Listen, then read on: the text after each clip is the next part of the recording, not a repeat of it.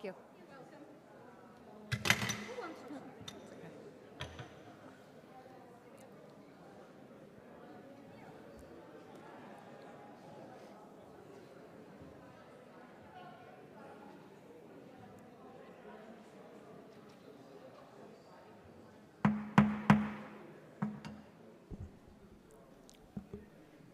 Good evening and welcome to the August 8th, 2023 Planning Board meeting for the town of Braintree.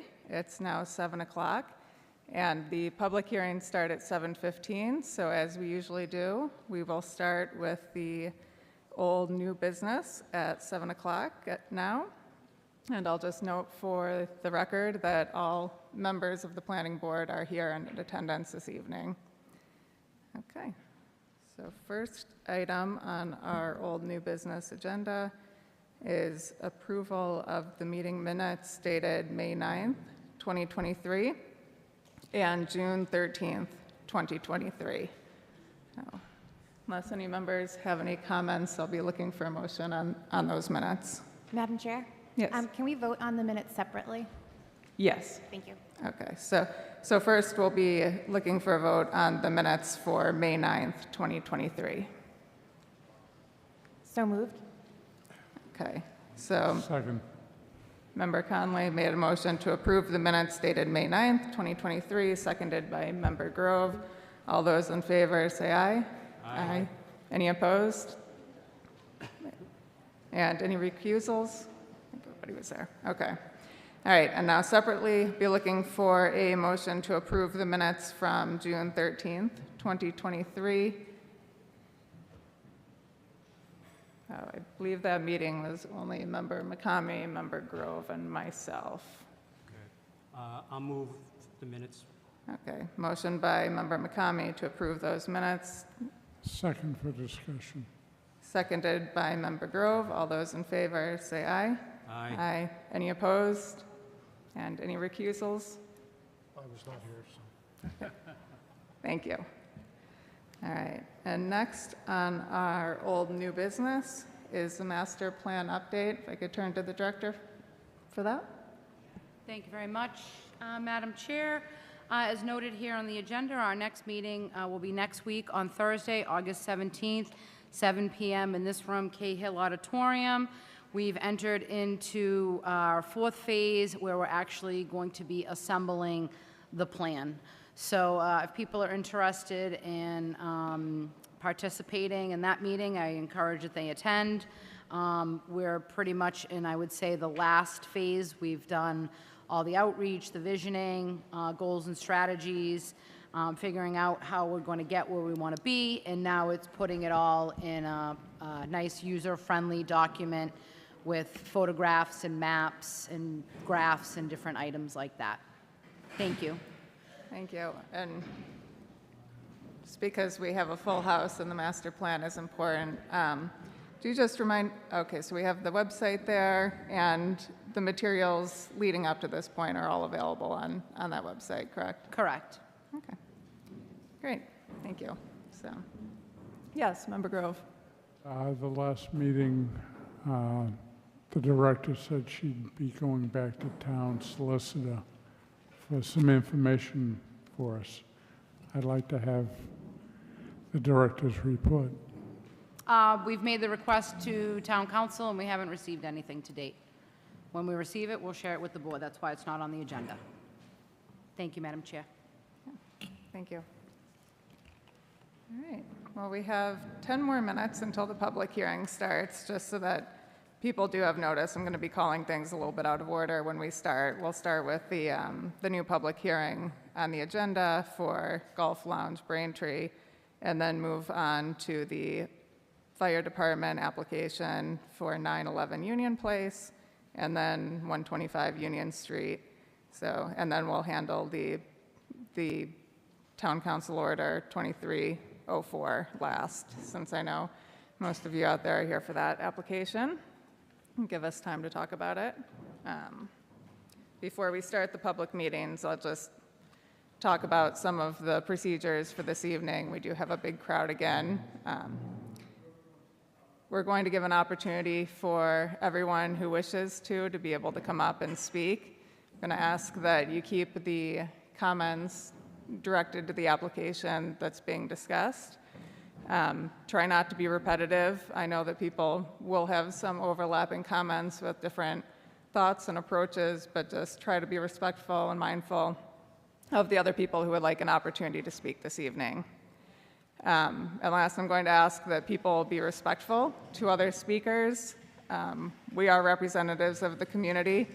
When we come up to the microphone, whether that's us board members up here or the proposals in front of us or the other members who come up to speak, I'd like people to remember to be representative of the strong and respectful character that we all love about Braintree. I don't want to hear any booing, disrupting, or anything of that sort.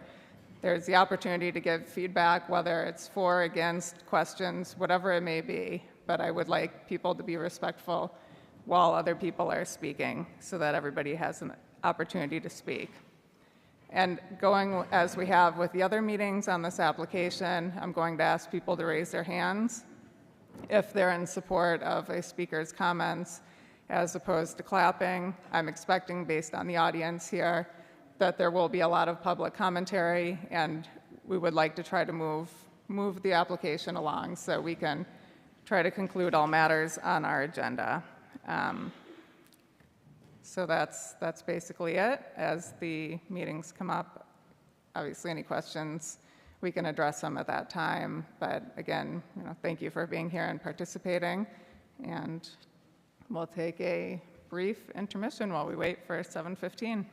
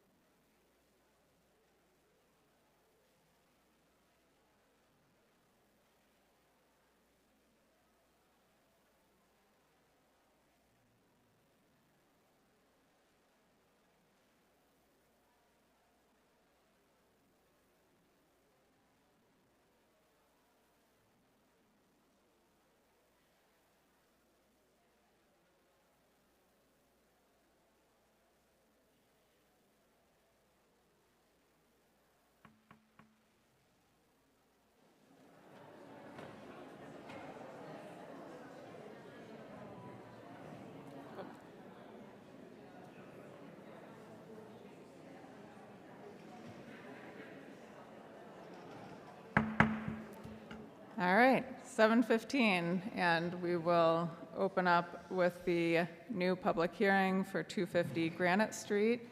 And if we can just have that legal ad read into the record.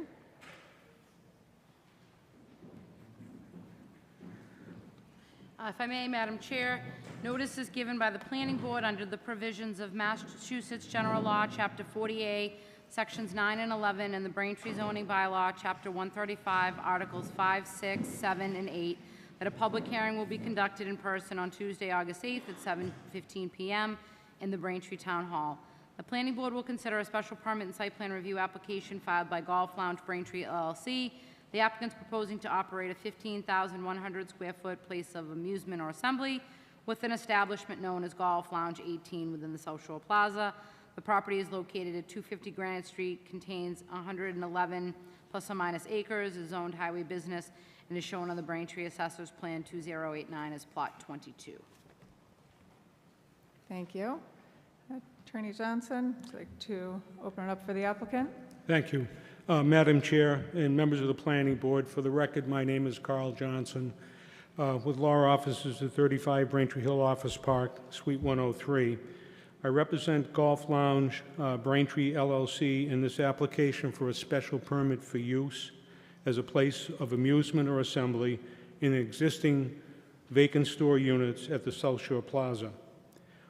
Golf Lounge Braintree is the parent his parent organization is Golf Lounge Holding Company, LLC, that currently operates 6 Golf Lounge 18 facilities in the states of New York, Connecticut, and Massachusetts. Golf Lounge Peabody, LLC, is located in Simon's North Shore Mall in Peabody.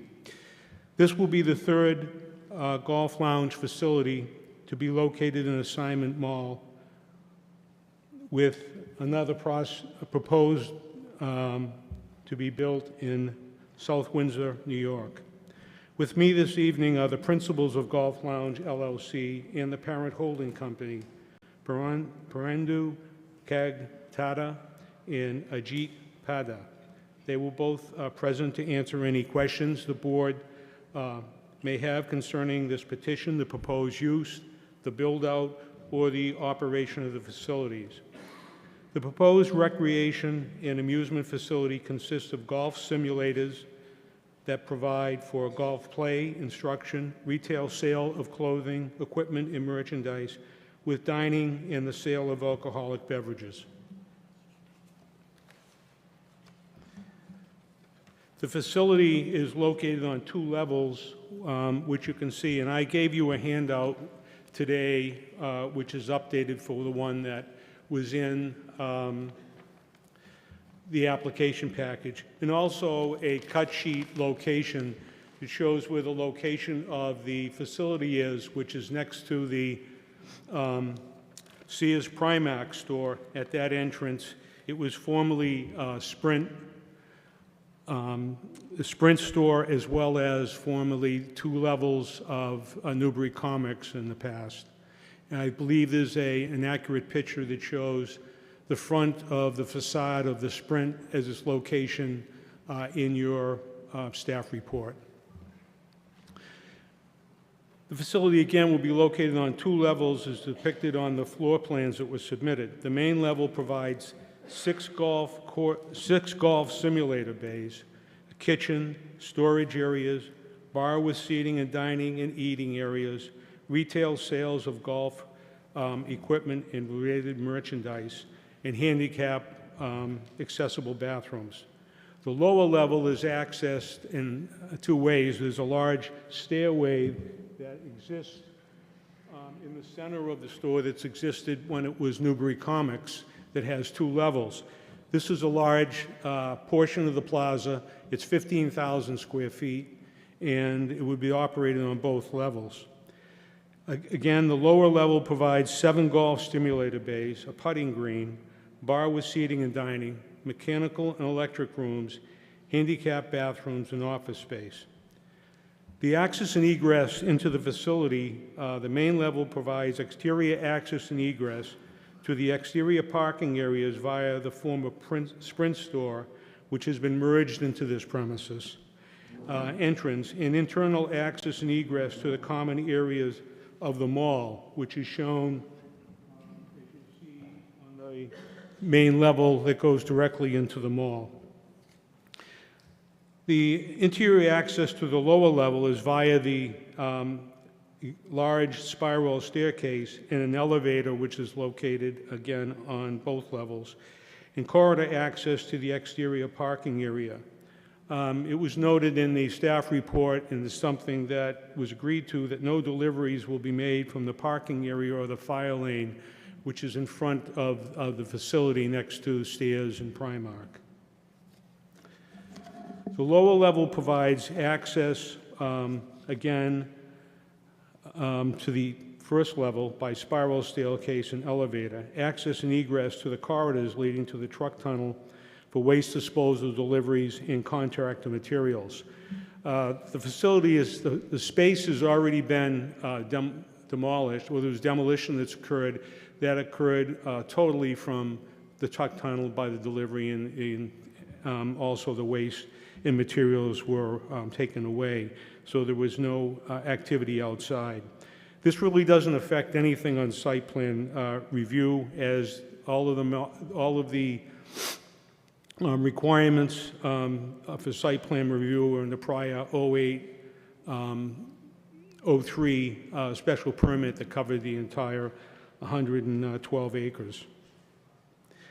The location is shown on a plan. That small plan is the darkened area, and it shows also the tenant space cut sheet that the mall has. And the hours of operation are proposed to be Monday through Thursday, 9 a.m. to 10 p.m., Fridays and Sundays, seasonally, 7 a.m. to 11 p.m. The duration of time that people spend at a golf lounge weekday averages 1.5 hours, and on weekends in which families participate, it's usually 2 to 3 hours. Again, this provides for golf team play matches, it's instruction, there are professionals, golf instructors, there's also merchandise that's sold there in the stimulators. It's just not, it offers all things to keep people there for a while, and it's an offering that is not anywhere else in the plaza. The employment that Golf Lounge proposes to employ approximately 25 people at this location, consisting of golf professionals. There are 4 or 5 golf professionals that are employed, kitchen staff 4 to 5, bartenders 4 to 5, and associates 10 to 11. There will be at least 5 employees that will be on the facility at all times. There's been a lot of discussion about what uses can be employed at the South Shore Plaza. And as discussed, it's vital that the South Shore Plaza continue to offer more amusement recreational uses that are compatible with and harmonious with the uses that serve individual groups, entire families, and individuals with recreational amusement opportunities that are not solely retail offerings, and that, again, is not currently offered at the mall. In 2021, Orange Theory appeared before this board and granted a special permit for that recreational use, is in the same area of the mall. It has only an exterior access and has been a successful, diverse component of the use at South Shore Plaza. Exterior access is being able to operate on 2 levels is vital to the success of this facility, and hopefully it will add to the economic vitality that benefits the South Shore Plaza as Braintree's largest taxpayer. Given the success of the Golf Lounge in Peabody at North Shore Mall, Simon is confident, as well as Golf Lounge 18, that it will will be successful at South Shore Plaza and attract new clientele. We reviewed the new clientele that may not frequent the plaza now, and it's really an opportunity for families and have other forms of recreation to a very popular sport. Principally, it can be conducted inside in the winter months, and we think that it will continue to be successful as it has been in the other 6 locations. We reviewed the staff report and recommendations. We agree with finding in the conditions and have no changes to that. I do want to say that, you know, you talk about the master plan and other uses, what can go on at the South Shore Plaza, and I know that there is something that is for a multifamily use that's before you. But I think the board should encourage as much as possible diverse uses at the mall that are consistent and will bring people to the mall, bring employment, and also be a source of something more than just in a retail center. If you have any questions, the principals are here to answer those, and if I can answer any questions, we'll do so. Thank you, Attorney Johnson. Director Santucci Rossi, do you have anything to add from your report? I don't. It's pretty straightforward. We've done a couple of similar type facilities, not golf, but entertainment, recreation, videos, jumping around, all the things that people do these days. No, staff report's pretty straightforward. I can cover anything if there's any questions, but favorable recommendation, findings and conditions prepared. Okay. I'll ask if anybody in the public has any comments or feedback on the application. Seeing none, I'll turn it over to members of the board. Member McCamey, any questions or comments?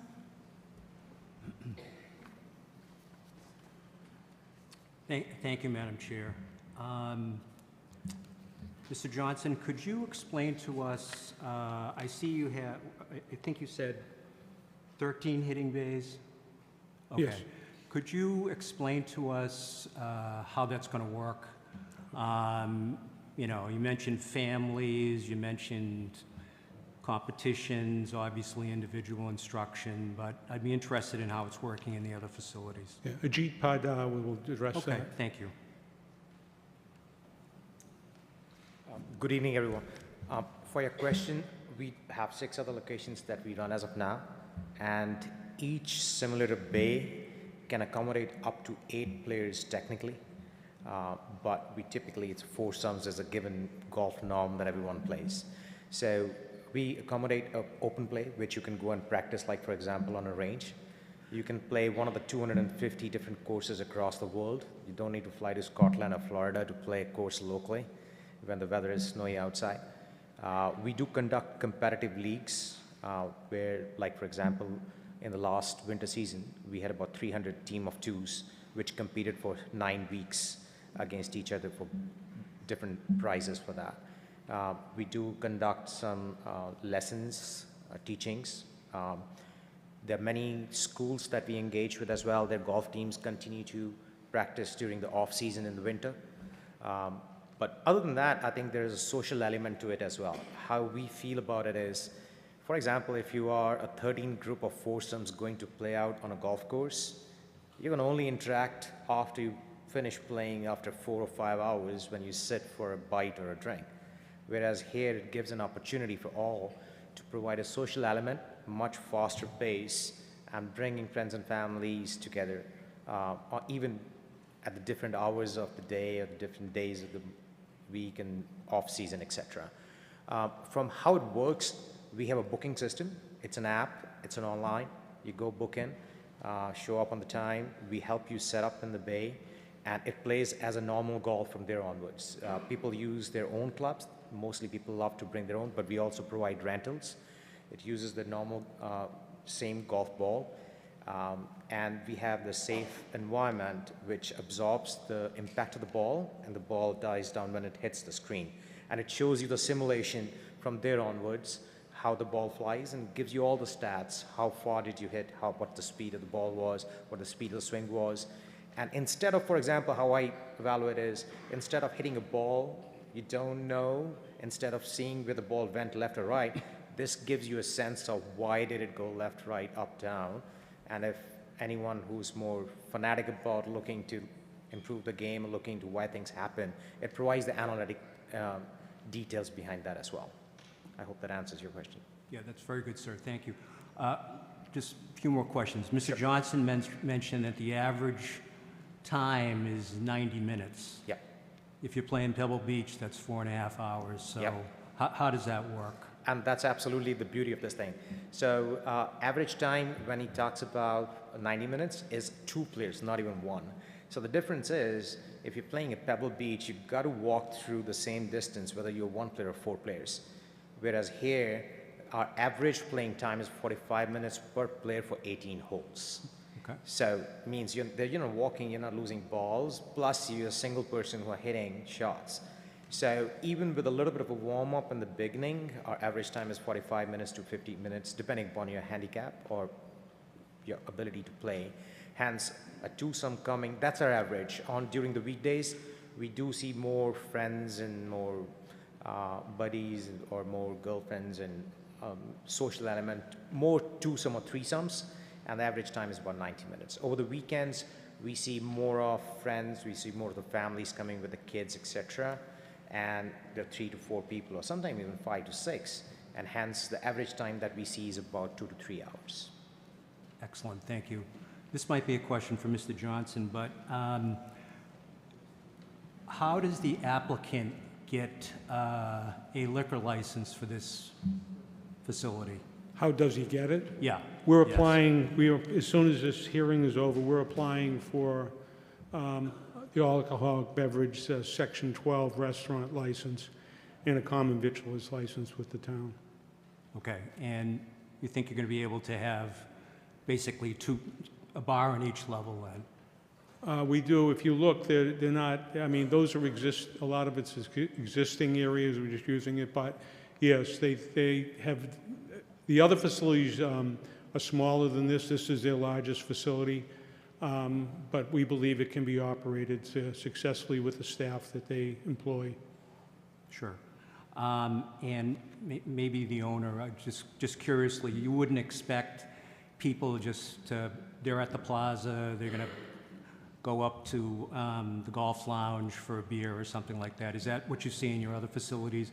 It's not people, they go to play golf and get a beer, not just go there to get a beer, or maybe I'm wrong. No, it's both ways actually. Okay.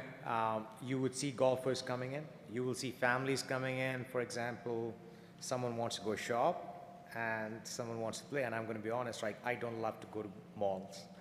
And my wife would drag me otherwise. Now I'm happily go when I get an opportunity, I can play and she can shop. So we see both sides. We see golfers coming in. We do see otherwise as well, the shoppers coming in for a quick bite. We have, we do fresh burgers and tacos and other things. So we have a decent amount of food options. So we do see normal people coming in for a bite or for a drink or a refreshment. And undoubtedly, we hook them into golf as well. Okay. And I notice your retail center looks to be small relative, to the number of hitting bays you have, the 2 bars and so on. So I'm just curious, what's the breakdown of your revenue, golf versus food and beverage versus retail? We are about 60% golf, which is simulators. Mm-hmm. We are about 25% F&B, and about 10 to 15% is the retail. Okay, excellent. Our retail component is not as extensive, and the reason is that we're not trying to get the Nikes or the Adidas of the golf things. We have some niche stuff which is more not available outside, and make it more readily available. And we keep that as a smaller portion to not expand. We are not a retail only. It's more of an activity-based business, but we have a retail component where you get the basic stuff. You can get the gloves, you can get the balls, you can get the t-shirts and hats and stuff, but it's not as extensive as you would find at Dick's Sporting, for example. Yes, understood. Thank you. No worries. I don't have any more questions, Madam Chair. I would say that I would agree with Mr. Johnson that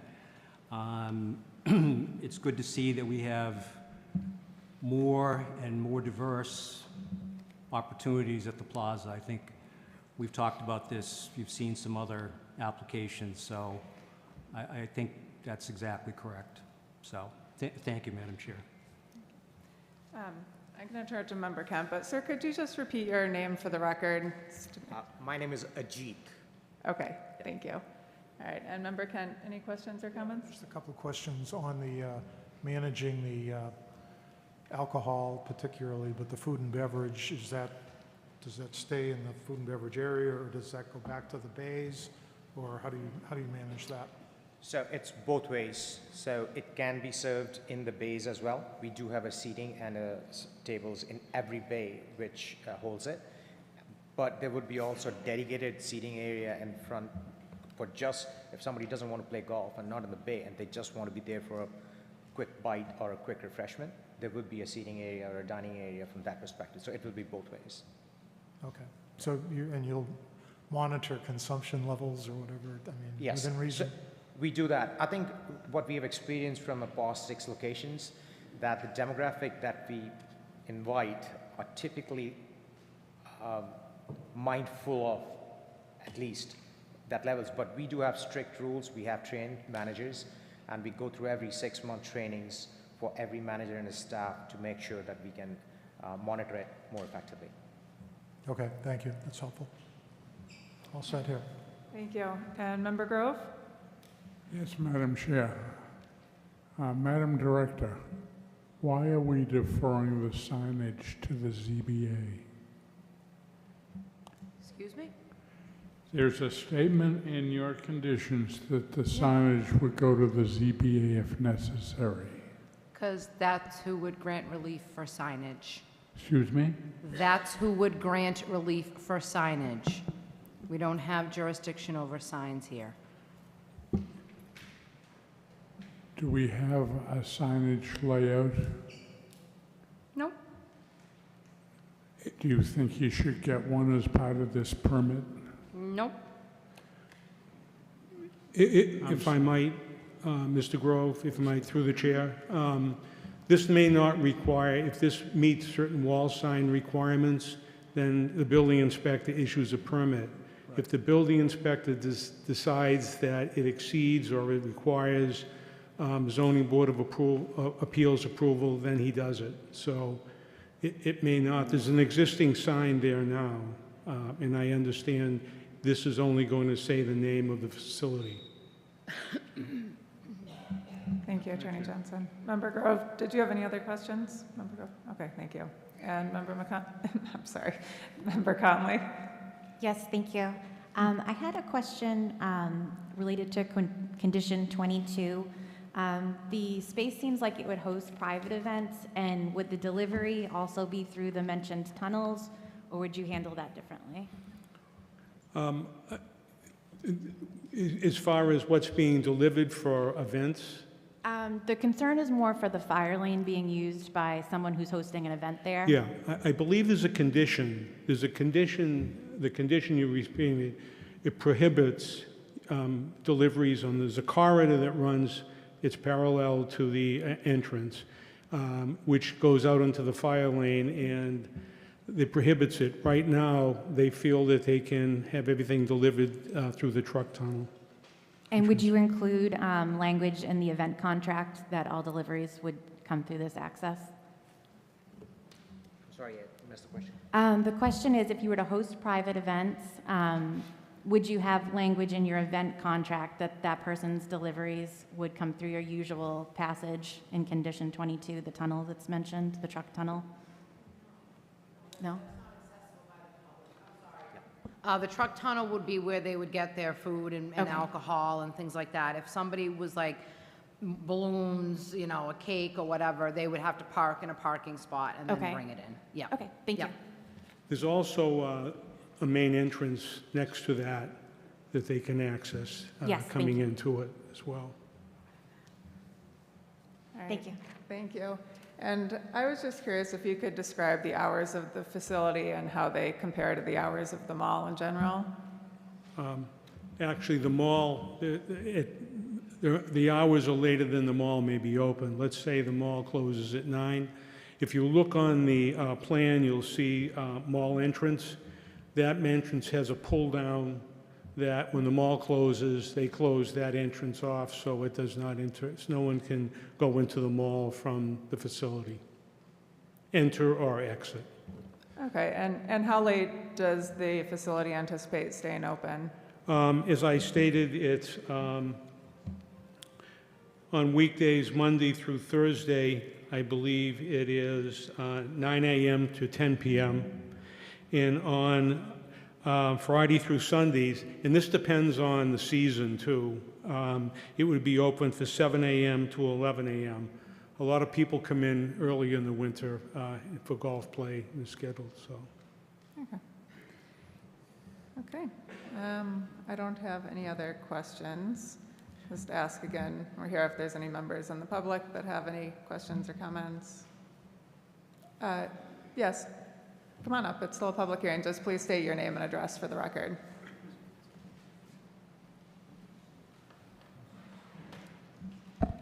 Justine Huang from 25 Lakeside Drive.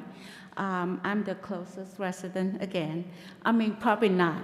The other side is right now.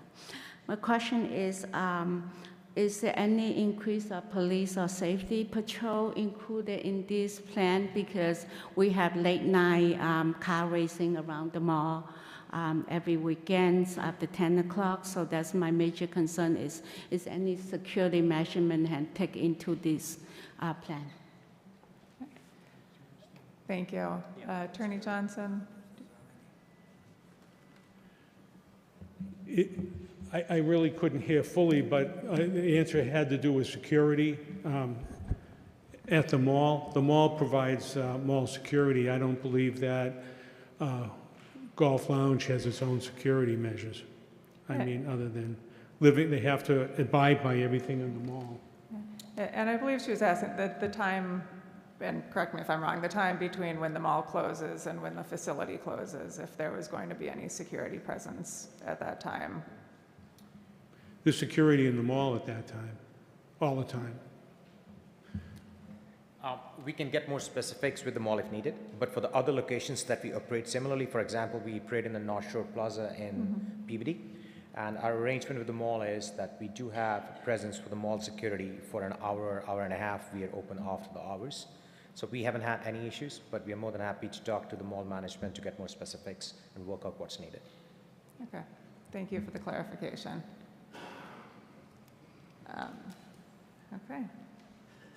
So if no other questions or comments, I see we have a draft conditions from staff and a list of the correspondence. So I would be looking for a motion to enter the correspondence into the record. So moved. Motion by Member Conley, Second. second by Member McCamey. All those in favor say aye. Aye. Any opposed? Okay. Any recused? Okay. And then be looking for a motion to close the public hearing. So moved. Motion by Member Conley, Second. second by Member McCamey. All those in favor, say aye. Aye. Any opposed? Okay. Then if anybody has any additional questions or comments, feel free to raise them. Otherwise, just be looking for a motion on the staff report and draft conditions. Madam Chair, I'll move for positive recommendation for special permit and site plan review, 250 Granite Street, Golf Lounge, Braintree LLC, Planning Board File Number 23-05. Right. And just to confirm, that's a motion to grant special permit and site plan review by Member McCamey. Do we have a second? Second. Oh, it's a race. Second by Member Kent. All those in favor, say aye. Aye. Any opposed? All right, thank you. And that concludes. Thank you very much. Okay.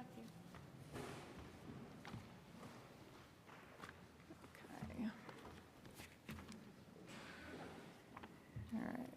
And then, as I mentioned, we're going to go out of order, so we'll go next to Planning Board File 2304 for 911 Union Place.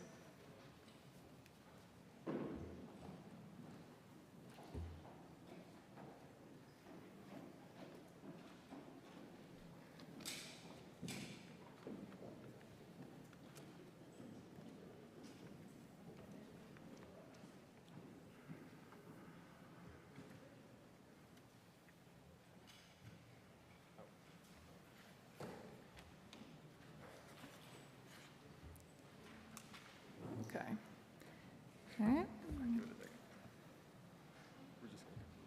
Director, do we need a motion to open that, or do we just open it? Okay, okay.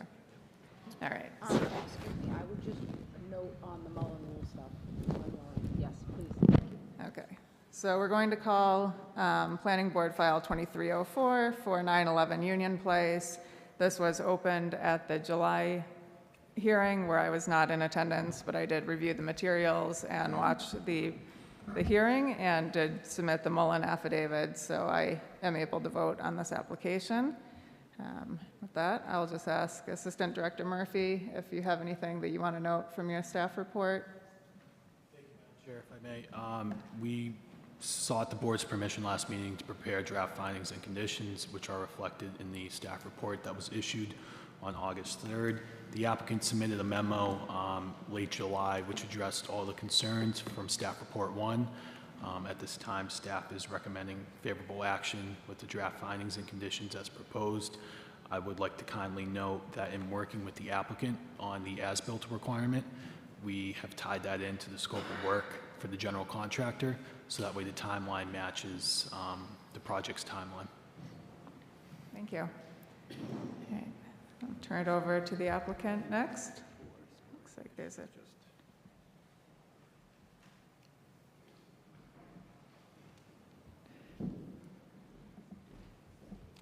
It's just blinking.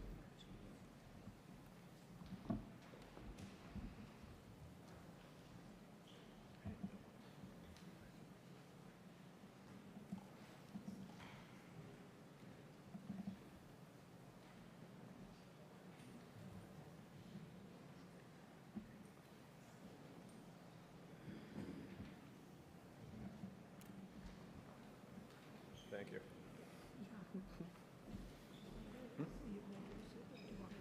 You can, if you would like. Hello, I'm Ellen Light from Context Architecture, and here's Nathan Catchell from GGD, our civil engineer. And we also have Steve Kirby here, our owner's project manager from Vertex. We're here to discuss the renovation addition to the fire headquarters, Braintree Fire Headquarters, and this is the site plan. We'll just run through the drawings quickly, and then Nathan will talk about where we left off from the last meeting. This is our second review with you.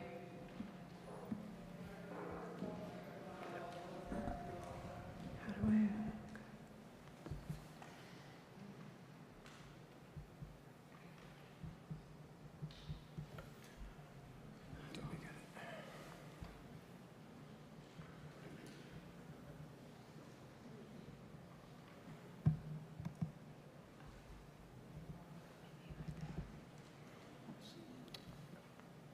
You want to talk about the site layout? Sure.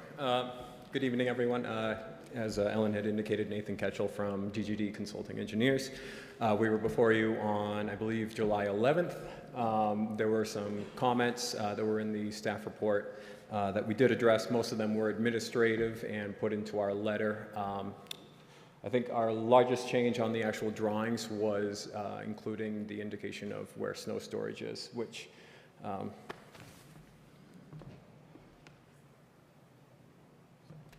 I'll point them out for you if you want. Up in this area, up in the corner of Tennant and Union Place, also over on Union Place. Does it come with you?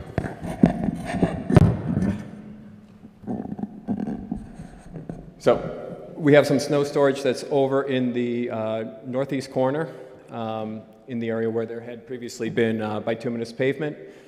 Some on the west side of the apparatus apron, as well as some in our new landscaped island off of Tenney Road, and some on the west side of the parking to the south of the building.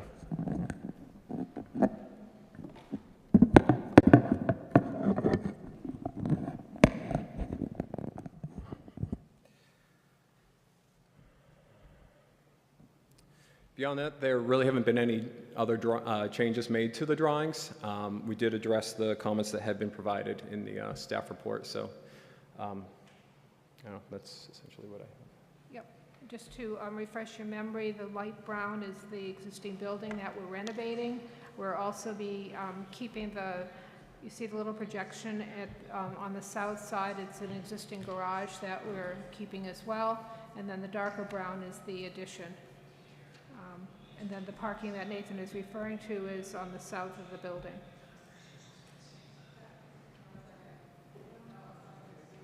Going in the audience, if whoever that is can silence it, please.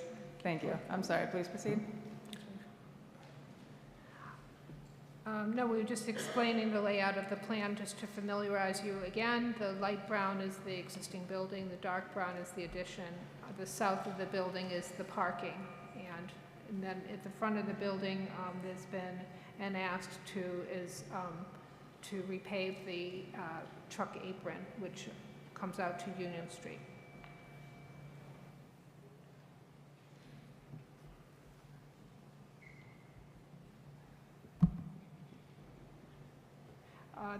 This drawing just shows you to the north of the building. We've also put in an accessible ramp, which we discussed the last time we were here.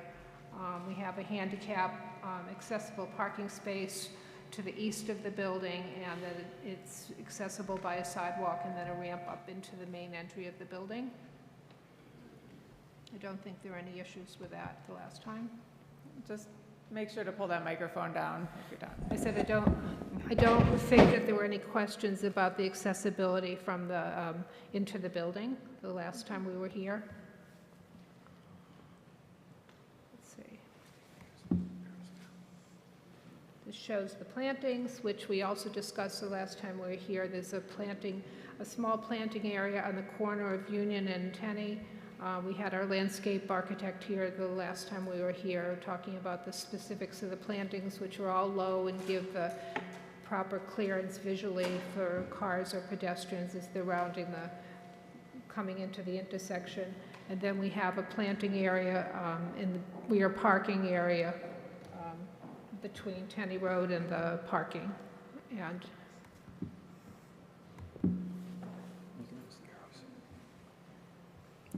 oh, yeah.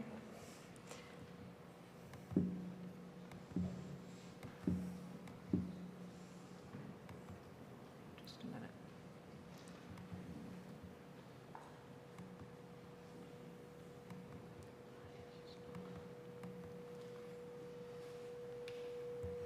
Okay. This just shows the floor plan, which is just to show you, we have a basement that has basically service spaces. We're not doing very much with that other than refurbishing some of the MEP that needs to be done. The first floor and the second floor is where the major amount of renovation is. The plan on the left is the existing conditions demolition plan. The plan on the right is the proposed plan.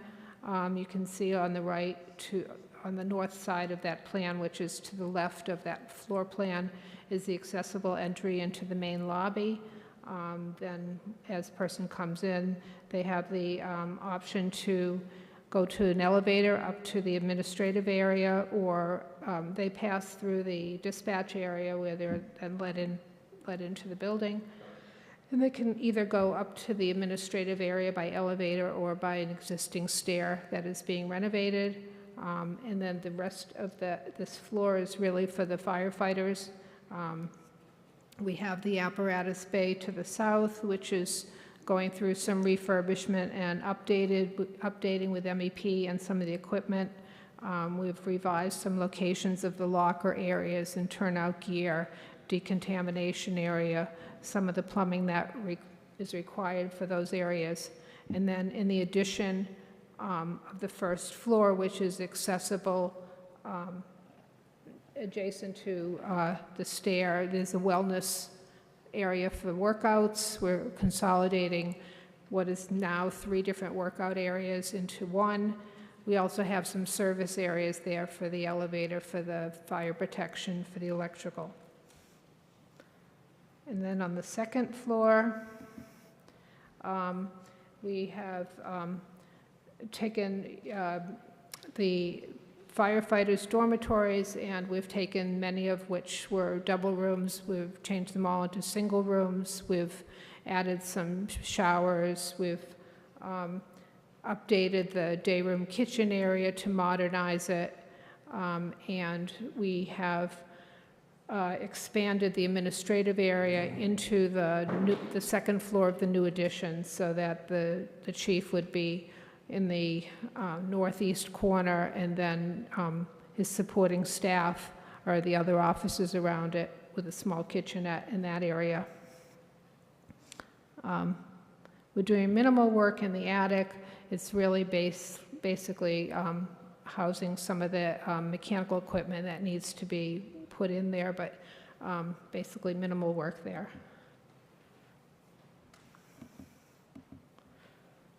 And then on the roof, on the addition of the roof, we have an air handling unit that will be screened so that it'll be acoustically quiet from the neighborhood. And then on the existing roof, as an add alternate to the project, we'll be re-roofing that with a synthetic slate shingle. That is to be determined after we get our pricing back and relook at the budget. And that will be an add alternate. Just a furnishings plan. Here are the elevations. We've worked closely with we've gone to the Historic Commission. We'll be going back again in September. We're restoring the look as much as we can to the original. So we're taking the windows and replacing the windows with aluminum-clad wood windows that will have a muntin pattern that is more like the historical. We're repointing brick, cleaning it up. Maybe one of the nicer features we think is what we're doing to the main entry, which is we're restoring it to the look that it had in the 1930s, which is basically with wood sidelights and transoms and a patterning that is more matching what was there originally. And then the addition, which you see on the bottom left, is in the same spirit and vocabulary as the existing building. We'll be matching the brick and working to make the windows consistent in the whole building.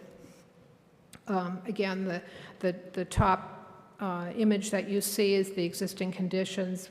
We'll be taking down that garage that you see there, and the bottom one is the proposal with the new addition. That's excuse me. Okay, and then this is the Tenney Road side, and this is what you would see. The bottom one is what you would see with the new addition. It'll be a two-story, as I said to you. We do have air handling unit on that roof, and it'll be screened with a screen that we want to be compatible with the rest of the building. We're still reviewing that with the Historical Commission. And then that rear garage will stay in place, and we'll repoint and clean up that so that it looks proper with the new renovated building.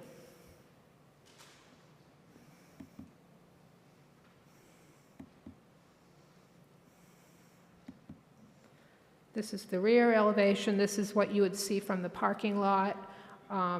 It's more of, well, on the right you can see the new addition, and it's basically repointing, cleaning brick, replacing windows, replacing doors, cleaning it up so that it looks good and performs well for the next many years.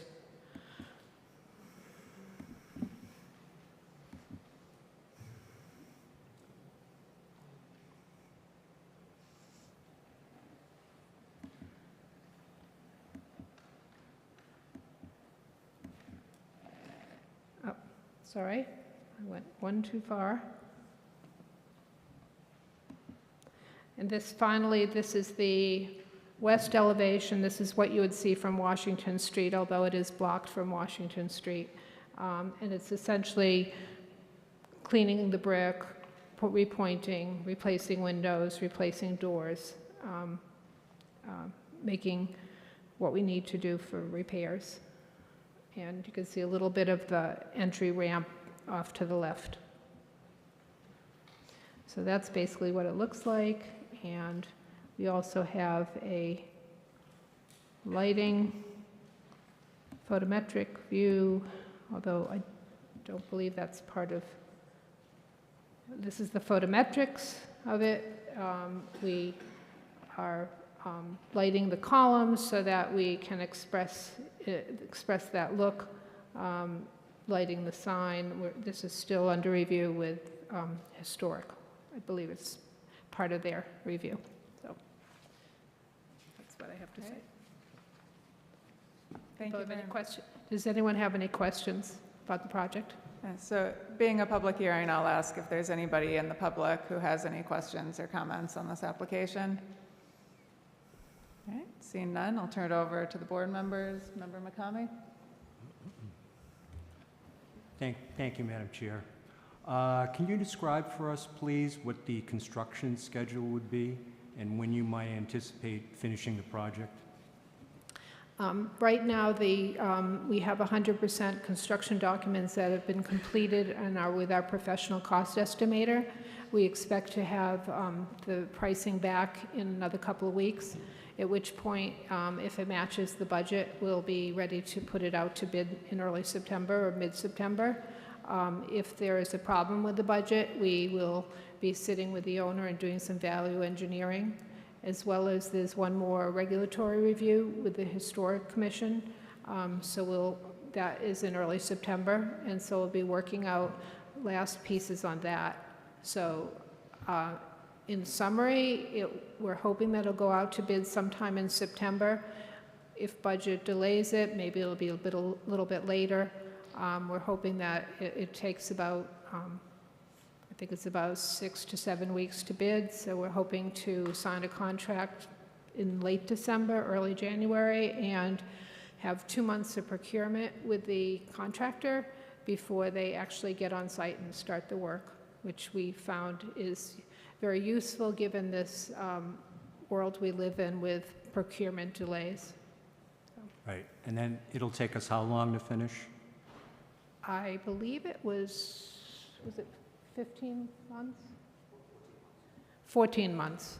14 months. Thank you very much. Yeah. I don't have anything else. As I said at the last meeting, I think it's about time that we fix this building up. So thank you. Thank you, Madam Chair. Thank you, Member McCamey. Member Kent?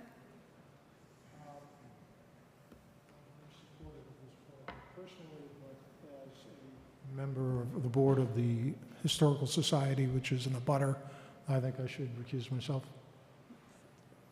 Okay, thank you. And Member Grove? No, thank you, Madam Chair. Okay. Member Conley? I did have a question about noise abatement for the project. There was a resident last time who asked about the PA system and if you had any like acoustical panels or anything to better those conditions for the neighbors. What we haven't talked specifically about the PA system with the chief. We have been really focused on making sure our new mechanical system is correct and meets code. So that's where you see the acoustical panels on the roof, and then there's some also at grade behind the garage over near the parking area. So we're not making things worse, but this is the first, the owner hasn't approached us to look at that piece, at the PA. Okay, and then what was the height of the screening, the mechanical screening on the roof? I believe it was 9 feet. Okay, thank you.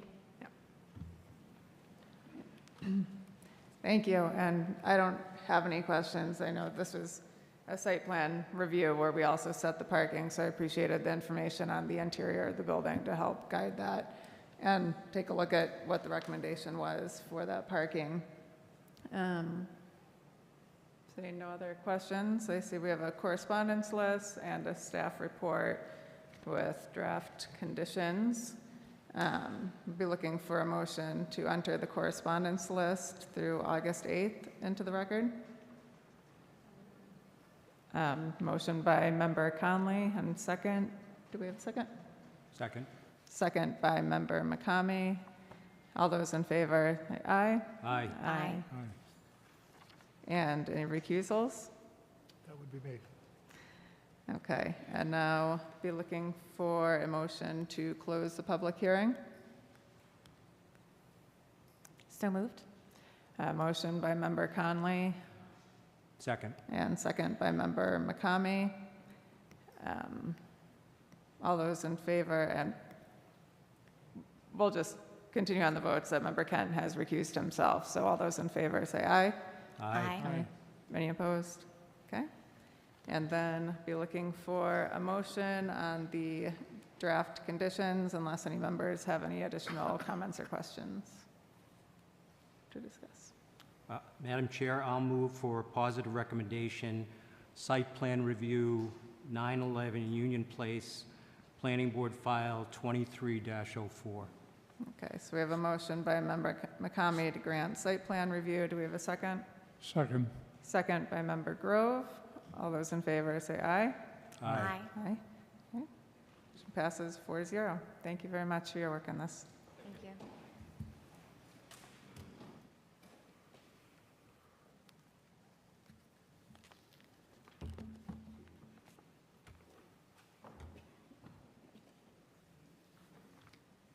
Okay. The next public hearing on the agenda is for 125 Union Street, Planning Board File 2301. The applicant has requested that the matter be continued to September 23rd, 2023 without testimony. Do we have a motion to that effect? So moved. Okay. We have a motion by Member McCamey Second. and a second by Member Grove. All those in favor? Aye. And motion passes 5-0. Okay. All right, next up, we have Town Council Order 2304, Residences on Granite. And this is a continued public hearing. Now I'll ask the applicant if you'd like to give a presentation first. Thank you, Madam Chair. Frank Marinelli, for the record. I'm a lifelong resident of Braintree with my business located in Braintree for over 40 years. I represent Zom Living, a reputable national residential developer who has constructed over 30,000 high-end residences nationwide, $5 billion in residential development. With me is Jim Dunlop. He's the managing director of Zom. Our civil engineer for the project, Rich O'Connell of R.J. O'Connell Engineers. Our landscape architect, Ian Murray of Copley Wolf, and our planning fiscal analyst, Mark Forgier. We're happy to answer any questions throughout the night from the board or the public. For almost a year and a half, Zom has listened, modified, and worked diligently to present high-end residences at South Shore Plaza, currently an approximate $100 million investment in Braintree. The residences will have interior and exterior amenities, fitness center, walking trail, pool, abundant landscaping, and great synergy with the existing shopping center. Residential at large shopping centers is being built throughout the country. Locally, it's a proven template for success and improvement at Hanover Crossing, Legacy Place, University Avenue, Natick Mall, Chestnut Hill Shops, and many others. Based on Zom's experience, the tenants at Zom Living South Shore Plaza will be young professionals and couples earning over $100,000 per year, and empty nester renters by choice, people who have sold their home and want to stay in Braintree or move to Braintree. The apartments will rent for approximately $3,000 per month. These are high-end residences with all the amenities. We've had 3 community meetings in 2023. Prior to that, we met with every town councilor, and we've met with planning staff several times during 2022 and 2023. Zom has acted transparently in good faith and modified the proposal. What started as 495 residences, senior and multifamily in 2 buildings, each 5 stories, is now 1 building, 4 stories, 290 residences with open space of over 39%. Height and density have been significantly reduced. The reduction to 4 stories is allowed, that is an allowed number of stories in the highway business zone under our current zoning bylaws. The first floor of Zom Living is about 28 feet below Granite Street, so visually from Granite, a good part of the 4-story building is below the Granite Street elevation. The number of residences at 290 is a 42% reduction from the original 495. By example, Hanover Crossing is 4 stories with more units, 297 residences. The 297 residences at Hanover Crossing, people living there brought Market Basket and elevated the retail and other improvements at Hanover. Housing goes hand in hand with economic development. Legacy Place has 582 residences near large retail. University Avenue has 350 residences near large retail. Zom Living proposes 290 residences, much less 4 stories, at a 1.6 million square foot successful regional shopping center. Here in Braintree, Jonathan's Landing has 318 residences, more than Zom. Lennox Farms has 338 residences, about 50 more than Zom. Zom Living is less than 29 units per acre on the 10.3 acre RGPUD. There are various developments with greater density in Braintree. Wind Properties, the former Belt site, is over 37 units per acre. 107 Hancock Street is 30 units per acre. 84 Pearl Street, French Ave, is over 34 units per acre, all more units per acre than Zom. Landing Apartments is 83 units per acre. 290 high-end residences, 4 stories in height, with 35% minimum open space is completely reasonable for the 10.3 acre district. The Zom tenant profile, again, is people earning $100,000 per year, paying approximately $3,000 per month for rent. Any contention in these hearings that there is a resident vehicle access to and from the Lakeside neighborhood, to and from the Zom residences, is inaccurate. No resident can drive to or from the development, to or from Lakeside Drive. Zom is augmenting the permanent separation that started with a gated blockade decades ago. There will be, with our project, a 13-foot high berm at the easterly border. There will then be green giant arborvitae thickly planted with multiple rows on top of the berm. There will be no possible resident vehicular access through or over the berm. The closest house to Zom Living will be on the other side of the high arborvitae planted berm and almost 2 football fields away from the easterly end of the district.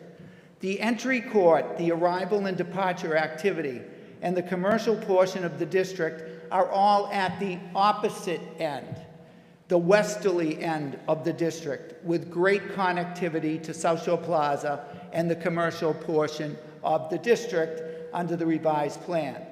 And so tonight we respectfully ask the board to vote a favorable recommendation to the town council on the proposal to create the PUD for the 10.3 acre site, currently an unworkable old split zone, and we ask that the favorable recommendation be forwarded with the following voluntary conditions. Number 1, that the PUD have a maximum of 290 residences. Number 2, that the PUD have a maximum height of 4 stories. Number 3, that the PUD have at least 35% open space, which is 40% more than the open space required in highway business. And number 4, that there be no resident vehicular access to and from the residential building, to and from Laurie's Way and Lakeside Drive. The recommendation from the planning board to the town council is just the first step. It is by no means approval of a development. There is a further public hearing process before the town council to create the RGPUD overlay for the 10.3 acre site and the zoning provisions that will govern it. Then, if the overlay is created to enable a $100 million investment proposed here in Braintree, the existing split zone, highway businesses and residence B continues to apply It continues to apply the split zoning, the unworkable split zoning, unless and until a development with all of the development details receives special permit approval through the planning board public hearing, which includes peer reviews, particularly given our town's fiscal crisis, the dire need for new revenue and new housing. The PUD process and a favorable recommendation should move forward on a $100 million investment at a 1.6 million square foot shopping center, an ideal location where residential is being added nationwide. Planned unit development is creation of an overlay district. It's an overlay for 10.3 acres in question here. It's provided by state law, Chapter 48, Section 9, and the town zoning ordinance is Section 612. PUD overlay can be used where there is valuable land but antiquated zoning. Here, there is an island of Residence B that is not connected to any other Residence B and sits in a sea of highway business zone. The Residence B on the plaza property is an island not connected to any other Residence B property. It is incongruous with the highway business location of the South Shore Plaza, and it is South Shore Plaza land. It is not part of the separate lakeside neighborhood that is hundreds of feet away and will be on the other side of a huge vegetated berm. Currently, the 10.3 acres has the vacant 99 restaurant building at the westerly end, and then acres of asphalt wasteland, as the staff report says on page 12, an area that has, quote, become attractive to homeless people setting up camps in our town, end quote. A PUD is appropriate to create the $100 million mixed commercial residential uses and the investment in Braintree, here with well over 35% open space. Without a PUD, overlay district, the underlying old split zoning precludes reasonable development. Doing 72 units at a 10.3 acre PUD site, as suggested by opponents, is not feasible. If the planning board recommends, as we respectfully request, a PUD overlay district with a maximum of 290 units, 29 units per acre, a maximum of 4 stories, and a minimum of 35% open space, as shown on the 10.3 acre concept plan, the town council can then approve or amend the 10.3 acre PUD overlay provisions. If the town council approves it, then to enable the $100 million investment, a development proposal with all the details, buffering, and conditions still needs to proceed through the special permit public hearing process, where there will be peer review on engineering, infrastructure, and traffic. The economic report for the reduced 290-unit residential proposal is on file. The approximate $100 million development produces net revenue of approximately $375,000 per year net, each and every year to the town, plus pre-construction building permit and utility connection fees totaling close to $2 million. Further, there are immense economic benefits that flow from new consumers and a new employee base that will be represented by the residences. The economic report shows 19 school-aged children. Flaherty School is down 22% enrollment since 2018-2019. Elevation Apartments has 492 residences, 202 units more than ZOM, and they have 22 students. ZOM Living is 202 units less than Elevation, and the estimate of 19 school-aged children at ZOM is a completely reasonable number considering Elevation is 492 with 22 school-aged children. The conclusion on traffic for the reduced 290 resident proposal from VAI Jeff Dirk PE is also in the record, which we filed with the revised materials, and that states, quote, 68% of the trips associated with the project are expected to be oriented to and from I-93, with the remaining 32% dispersed to Granite Street, 14%, Common Street, 14%, and Forbes Boulevard, 4%. And it continues, accordingly, traffic volume increases resulting from the current development program for the project outside of I-93 would range from approximately 4 vehicles to 13 vehicles, or less than 1 additional vehicle every 4 to 5 minutes during the peak traffic volume hours, a level of impact that would not be readily apparent over existing conditions, end quote. And that is generally the situation with residential today. We have other circumstances of residential, whether it's Lenox Farms, Messina, Liberty, and you do not see traffic congestion at the roundabouts where there's 600 units in that pretty much immediate area. Looking at the filed site plans that we have, Braintree doesn't have new high-end multifamily residences with the aesthetic design and materials that are being proposed. Open space and abundant landscaping, $100 million investment, complete separation and vegetative buffering from the easterly lakeside neighborhood hundreds of feet away. Even the GIS, the town's GIS map, shows the separation that I'm talking about with the island of Residence B on the South Shore Plaza property. The PUD site is part of the South Shore Plaza, not the lakeside neighborhood. We are fortifying the separation that was started decades ago. The commercial area is shown in purple on the filed site plan to the west, and it's approximately 3.3 acres of the RGPUD, and the the residential area is approximately 7 acres in blue, right next to the commercial. Next is the overall site plan, OS1, and the zoning calculations. There are 458 parking spaces for 290 residences on the revised plans, or over 1.5 parking spaces per resident, per unit, per residential unit. There are 196 parking spaces for the commercial district. We hope that the old 99 building will be filled with new high-end restaurants or new commercial uses like a brewery with outside seating next to residential. Its connectivity to the 290 residences, the connectivity of the commercial is disputable in terms of its connectivity to the residents. All the activity is at the westerly end, nowhere near the easterly boundary where the separation has existed for decades and will now be fortified with a high permanent vegetative berm and blockade. At the westerly end, you have residential connectivity and closeness to landscape, to the commercial network with a network of sidewalks, crosswalks, and landscape. So the restaurants at Hanover Crossing and University Avenue, when you look at them compared to this, they're not as close to the residential as the Zom residences are to the commercial part of this district. The residential entry court at Zom residences is right there, proximate to the commercial and residential connectivity and the vibrancy that's created at the west end. The Zom residences on open space have over 35%. The 39% is 56% more than open space that is required in a highway business district. The open space that we have at 39% is 30% more open space than you may need at your home under Residence B. 30% open space is what's required in our zoning ordinances. We have 39%, 30% more than you would have in a residential neighborhood of Residence A or B. It is 3.5 times the open space that is the minimum in the general business area.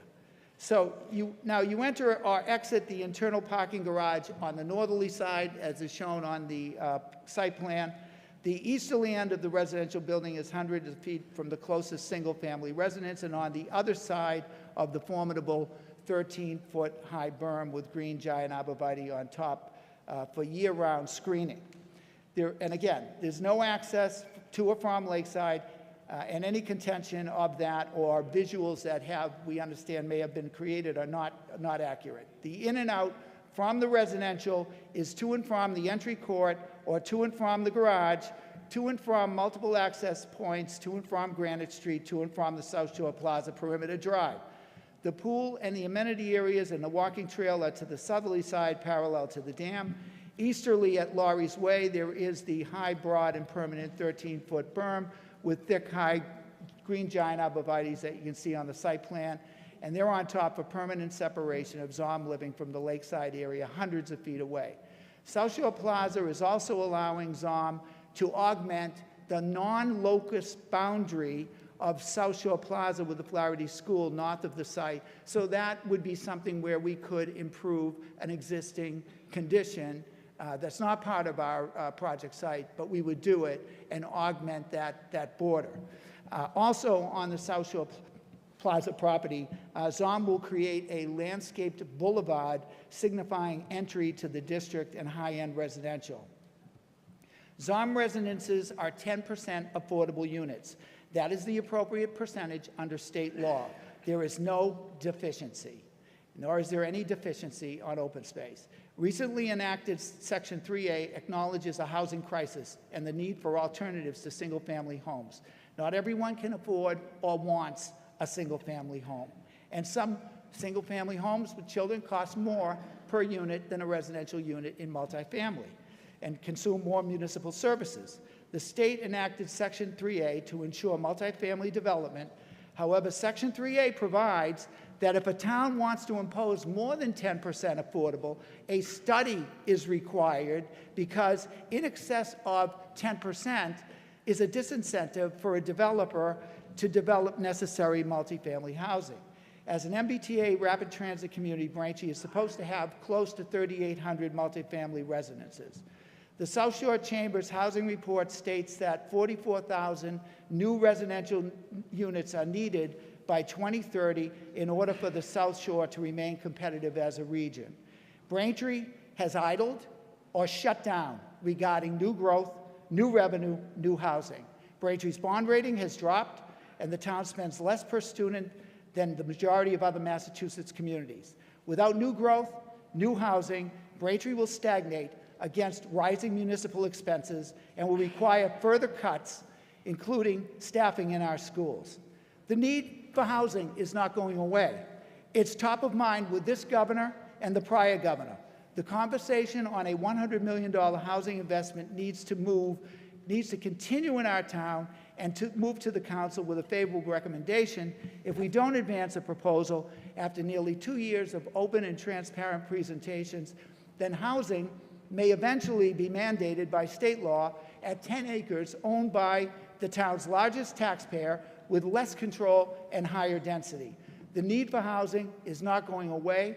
Our town should embrace the $100 million ZOM Living investment in Braintree with town controls that get the best for Braintree through the special permit local process. Finally, we have fulfilled all of the purposes of the PUD. First, as set forth in Section 612, this PUD, quote, allows for greater variety and flexibility in the development of housing types. ZOM will build both high-end market rate and affordable. Secondly, quote, housing units are available to moderate income residents who might otherwise have difficulty finding homes within the town. End quote. Not everyone can afford or wants a single family home. There needs to be affordable alternatives like workforce housing. Yet we had comments at a master planning committee meeting recently on June 23rd that workforce housing is a fad. And that apparently disrespects the housing need of a significant segment of our population. That is not appropriate or supported, that kind of comment, from the chair of the Master Planning Committee appointed by this administration. Thirdly, ZOM Living, quote, promotes the permanent preservation of open space, end quote. ZOM Living has accepted a PUD open space requirement of not less than 35%, which is 40% greater than the percentage of open space, and we provided 39%. There is no open space deficiency. I'm getting to the fourth point of the PUD criteria, and I will address it. Quote, facilitates the construction and maintenance of streets, utilities, and public services in a more economical and efficient manner, end quote. ZOM doesn't rely upon the town for installation, maintenance, and repair of the drives related to ZOM residential. No drive is submitted for acceptance as a town road. There's no municipal service for snow plowing or trash pickup. ZOM does it. Therefore, under this criteria, there certainly is construction and maintenance in an economical and efficient manner. We also offered to pay for a study of infrastructure, but on April 5th was advised by the administration to wait for the peer review in the special permit process. The proposal's engineer has no reason to believe that there is any water or sewer capacity issue with the housing. Finally, ZOM Living, quote, promotes retail and service uses closely related to the residential sections of the PUD in a manner which blends all land uses into an aesthetically comprehensive whole. And that is something that we covered with the westerly end being close to the residential and the restaurants, and also promoting the South Shore Plaza, which is right across the way with the crosswalks. In conclusion, Madam Chair, members of the board, ZOM Living has worked diligently over almost 2 years. In good faith, we've reduced the height reduce the density by over 42%, increase the open space to a minimum of 35%, more than required in highway business, general business, or your Residence A or B home. It is a $100 million investment in Braintree. We respectfully request your favorable recommendation to the Town Council to establish the PUD template for use at the Social Plaza with the following conditions: that the number of residences not exceed 290, that the height not exceed 4 stories, thirdly, that the PUD district have a minimum of 35% open space, and fourth, that there be no resident vehicular access to or from Laurie's Way and Lakeside Drive. On behalf of Zom Living and our entire development team, thank you, board members, for the time, attention, and professionalism that you and the planning staff have extended to us throughout these due process public hearings. Thank you. We're happy to answer any questions. Thank you, Attorney Marinelli. And I'll, at this point, turn it over to Director Santucci-Rossi. If there's anything that you want to point out from your staff report? I can go over some of the sections if you'd like. I have updated some of the sections based on, obviously, the revised plans that have been submitted. The plan that the staff report is based on was the plan that is dated July 21st, which was supplied in your packet and also provided for on the website. We did receive an updated plan on Friday, which has also been distributed to the board. I have not reviewed that plan. My understanding is the only difference is the removal of some green area for some additional parking, and I would just have Attorney Marinelli confirm that. The report is pretty straightforward. I included the previous comments so that the board members and the public can watch the progression of how the comments and the plans and the PUD text have changed. There have been some things in the positive that were noted in the staff report. There has been a reduction in the number of units. There has been an increase in open space. There has been substantial attention to the landscaped berm. However, the staff report recommendation is still unfavorable based on the absence of a larger, more comprehensive plan based on the entire South Shore Plaza property. Also included in the report, there was some questions that had come in from a resident a while back, and we included some responses to those questions in the back of the staff report. For some reason, there is a concern and or a question that the application hasn't been properly filed, and frankly, I'm not sure where that's coming from. When Attorney Marinelli filed this application, they did in fact file the application with ZOM. I addressed that with Attorney Marinelli and Mr. Jim Dunlop from ZOM, that because they were not the property owner under Massachusetts general laws, in order to effectuate a rezoning, in this particular case an overlay, that the property owner would need to be the applicant. An amended application was submitted. The original was on January 3rd. Attorney Marinelli and Jim immediately went to Simon and revised the cover sheet and the applicant, and also provided a letter signed by John Ruley, the Chief Administrative Officer. This is available on the website. I've brought a copy here tonight just in case that came up. So there are no procedural issues. This application is proper in front of the board and has been properly submitted. We follow the guidance and the general laws and procedures. Pretty strict in the department. We don't have time to be reviewing things that aren't properly before the town. Happy to go into detail if there's any questions that come up, but I know there's probably a lot of people that want to speak this evening, so I'm available as needed, Madam Chair. Thank you, Director. And just before we turn to public comments, Attorney Marinelli, could you respond to Director Santucci-Rossi's question about the plan dates? Yes, that's absolutely correct. The open space is 39%, and that was, to my knowledge, the only change on the plan. Okay, thank you. All right, so now It's well above the 35%, which is in the proposed PUD. Okay, thank you. And so now we'll turn it over to public comment. I'll just ask when you come up that you state your name and address for the record. And just again, for anybody who wasn't here earlier, if you agree with the speaker's comment, please raise your hand. Everybody who wants to speak will have an opportunity to speak. Please stay on topic. Try not to be repetitive. Some people may have similar concerns, and that's fine. So raise your hand, and let's just be respectful insofar as our responses with respect to no booing, no interrupting along those lines. So thank you. Madam Chair, members of the Planning Board, my name is Kelly Moore, 46 Hollis Ave. I appreciate this opportunity to respond to Attorney Marinelli's presentation. On behalf of the North Braintree Civic Association, the NBCA, I again rise in opposition to the Zom Living's proposed project at the South Shore Plaza, Round 3. Not only does the NBCA oppose the project in its current form of 290 units, we oppose it in any form other than what zoning would allow, which would be anywhere between 40 and 72 units.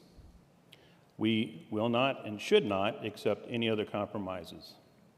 As proposed, this project is over 4 times the density what zoning would allow, and furthermore is completely incompatible with the abutting single-story Flaherty School and the adjacent, not so distant, neighborhood as described in that proposal. Additionally, I call upon the Planning Board to follow the recommendation of Braintree's Director of Planning, Melissa Santucci-Rozzi, and submit an unfavorable recommendation to Town Council. I commend the Director for submitting a third unfavorable recommendation for this project. As they say, 3 strikes and you're out. I suggest Zom Living take the hint. Again, we request a vote be taken by the board this evening. How would it be possible for the board to offer a positive recommendation for this proposal, which has achieved 3 unfavorable recommendations? With 290 units, it would still be the single largest residential building ever to be proposed in the history of Braintree. This behemoth monster project, AKA Monster Light, simply doesn't fit in the suburban environment. The addition or associated tax revenue is rather unsubstantial, which is not really worthy of destroying a neighborhood. I'll also add it's interesting that Mr. Marinelli has adequately provided a profile for the residents, however, has ignored the profile of the neighborhood. This picture, which you all have, represents the feelings of the neighborhood.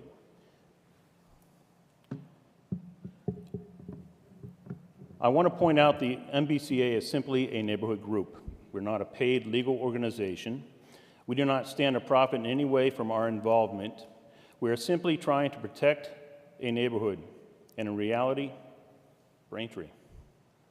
We have support from North Braintree, East Braintree, The Landing, Granite Park, the Highlands. In fact, every district and neighborhood in town, we have placed monster signs on the lawns of over or almost 400 homes. This is not insignificant. This represents broad opposition to this project, which should have the attention of this board and town council. There are those who claim the MBCA just says no to all development. That would be incorrect. We do not oppose projects that are appropriate in size and location. However, we do oppose projects that, for many reasons, would be harmful to the neighborhood and ultimately to Braintree. And this project fits that description. I thank you for your time and attention. Thank you.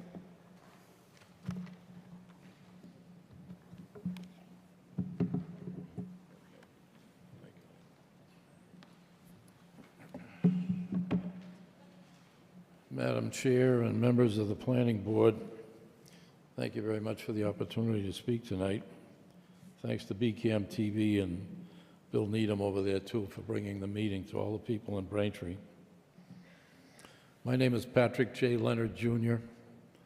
I live at 27 Parkside Circle, which abuts the Braintree Dam. I'm an educator by profession, and I've worked with children from infancy to adult education. I've worked in schools here in Massachusetts and in international schools overseas. My concern with this project, given my experience with children in schools, is for the school children, the dangers this project could bring and the negative effects it could have on their school life, the environment in their school, and their precious futures. Given the close proximity to an elementary school, I believe that this project could be one of the most dangerous ones ever proposed in the town of Braintree. Potentially dangerous to the children in the school, potentially dangerous in the neighborhood of the school, and potentially life-changing in a negative way to all who live near the Flaherty School. This is an issue not only for the people who live in the area of the Flaherty School, but for every resident of the town of Braintree. The children in the Flaherty School are all our children when it comes to matters like this. I believe we have a sacred duty to protect them and their futures. International corporations can build their for-profit projects anywhere on the planet. No developer should be allowed to build a huge apartment complex next to an elementary school. Not in Braintree, not anywhere. The real problem with this project is that it's in the wrong place. When a developer spends money on a project, it's not an investment in the town of Braintree. They're simply using our town for their own gain. It is an investment in their own company. This is all about money for them. If we need new housing in Braintree, let us be creative and repurpose old or empty buildings. Stop building new ones like this. Don't build anything like this in that place. My appeal to you, Madam Chairman, and members of the Planning Board, is to put the safety of our children above all else, to put the lifestyle of our residents in the area of the Flaherty School and all over Braintree above all else. The profits of a corporation, state, national, or international, are nothing compared to the quality of life and the safety of our precious children and the residents of our town. We do not need, I heard the figure $375,000. What house in Braintree sells for $375,000? We don't need whatever money this terrible project would generate. We have a sacred duty to protect the safety and the futures of our children and all of the people in our town. Madam Chair and members of the Planning Board, I most respectfully request that you vote no on this project today and stop it now and forever. Thank you. Thank you.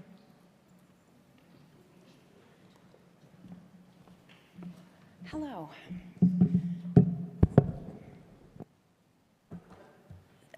So again, I am expressing my concern regarding the ZOM project proposed this evening. Sorry to interrupt. Can you just put your name of and address course. for the record? Thank you. Yes, I think I've already been quoted up here. Jennifer Wadlands, and I live at 37 Parkside Circle. So again, I'm expressing my concern regarding the ZOM project proposed this evening. Although the project was reduced, the fact remains that the ZOM project, as presented today, is the single largest apartment building project in the entire town. This project is on top of the Flaherty School, not a distant neighborhood, what the Flaherty neighborhood would see every day from their homes, from their yards. This project closes off a street with ranches and colonial homes and turns it into an apartment complex, whether it be the open space for the apartment complex or the apartment complex. It's an absolute homeowner's nightmare. We should never treat our residents like this and do this to these residents. No one looking at this project could say the project is compatible with the abutting neighborhood. It isn't. It's not compatible. According to the PUD requirements, that is part of the zoning requirement. It just doesn't fit in a family-established neighborhood and a neighborhood school. It's just not compatible. I hope today, after not one, not even two, but 3 negative recommendations from the planning staff, you are prepared to move this forward with a negative recommendation. Thank you for your time and considering all of these people who have come out repeatedly, who are part of the neighborhood and part of our community that want to ensure our neighborhoods, all neighborhoods, are protected and that development is carefully and strategically placed in the town. Thank you. Should I leave this? Do you need a copy of the letter? Who should I give it to? If you could give it to Lisa, it'd be great. Thank you.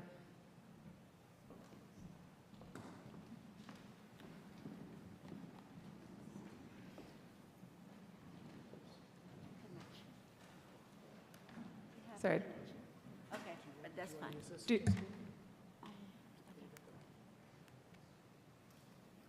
I certainly can't help with tech, but I'm happy to come.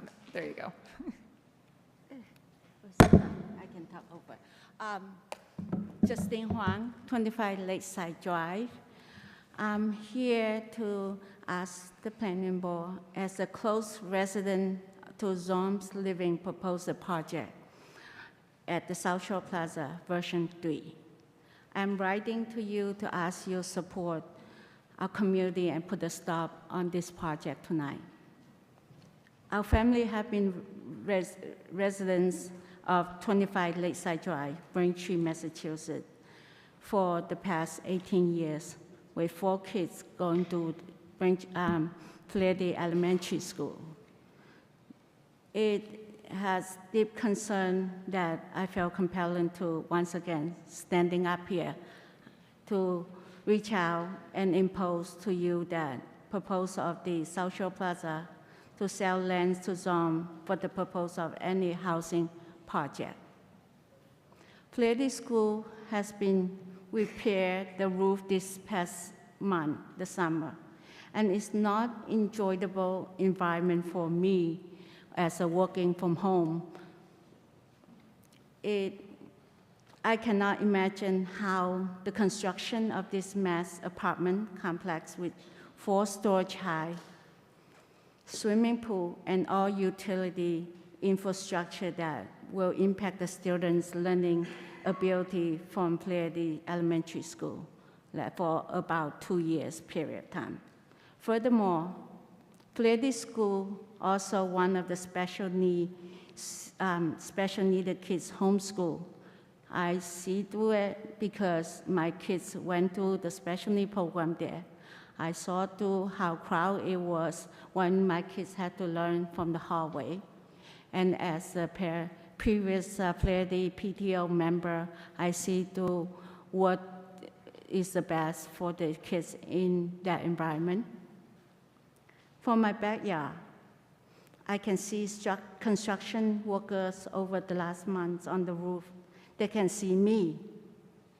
Clearly, a multi-story giant building on our street with over all fence in yards that I have, including home boarding the Quincy Reservoir. They're still able to see us. And the ZOM project would start right into the schoolyard and the girls' softball field, even with the 13 feet of buffer they have built. Wall and trees that make this created to, it takes time to grow on the tree that they're going to plant. would not ensure that safety and privacy that we have for what we have today. I tried to the reason I'm trying to present this because I was trying to overlay what they have with the current layout. However, because they changed the plan again, and the document was just loaded today with a full-time job, I won't be able to have that capability. But I was able to fully put it up with what they have over the lane. Part of the open space is really our Flaherty Drive. Flaherty Lakeside Drive again. And furthermore, from the crime indication of the neighborhood website, it's called neighborhoodcourt.com. The Lakeside Drive is being used as, it has the South Shore Mall is one of the most dangerous areas in town Braintree. Lakeside Drive is being used as emergency road access to the South Shore Mall as needed. The zone's proposed budget did not mention about any usage of Lakeside Drive. They only promised the resident won't use it. Imagine the increasing incident call that with this 290 units, how many emergency will use Lakeside Drive to cut through during the period of holiday and rush hour.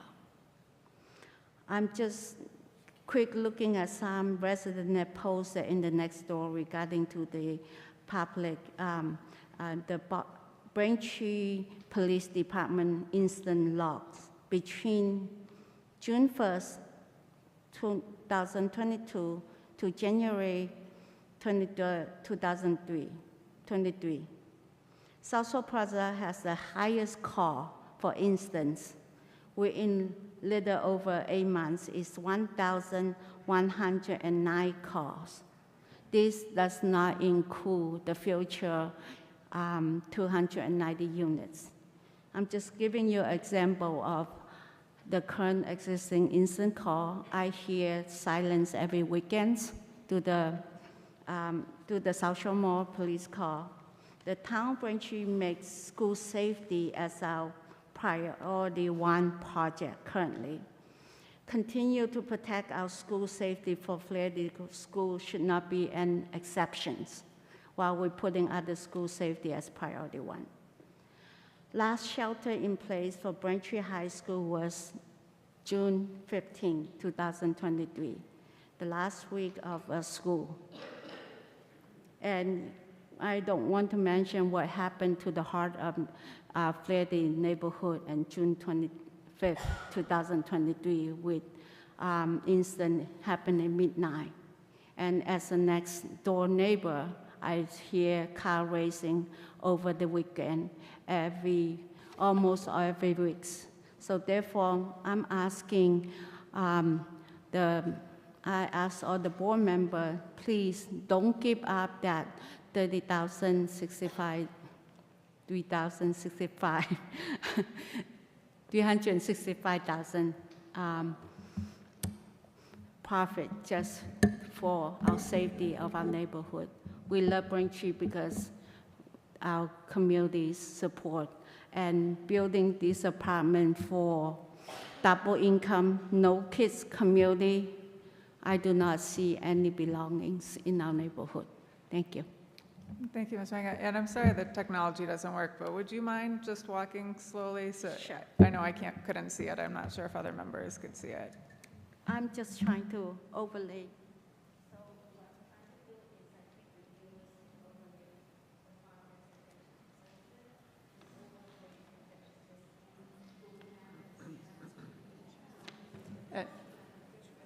Ms. Rang, yeah, it's not being picked up by BCAM, so if you could just show us, I know you described it earlier.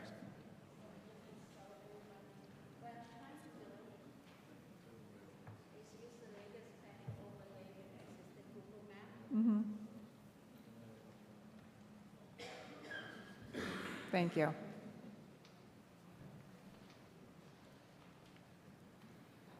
The portion of the overlay might not be right, but I just want to show you that the open space still part of the Lakeside Drive, And also, what I want most concern environmental also is the town brook. This is the head of the Braintree town brook. Water from the from Blue Hill coming down to the reservoir and run to the Braintree town brook. So any pollution will impact our neighborhood further down. So that's why I want to show you the overlay. Thank you. Thank you for showing.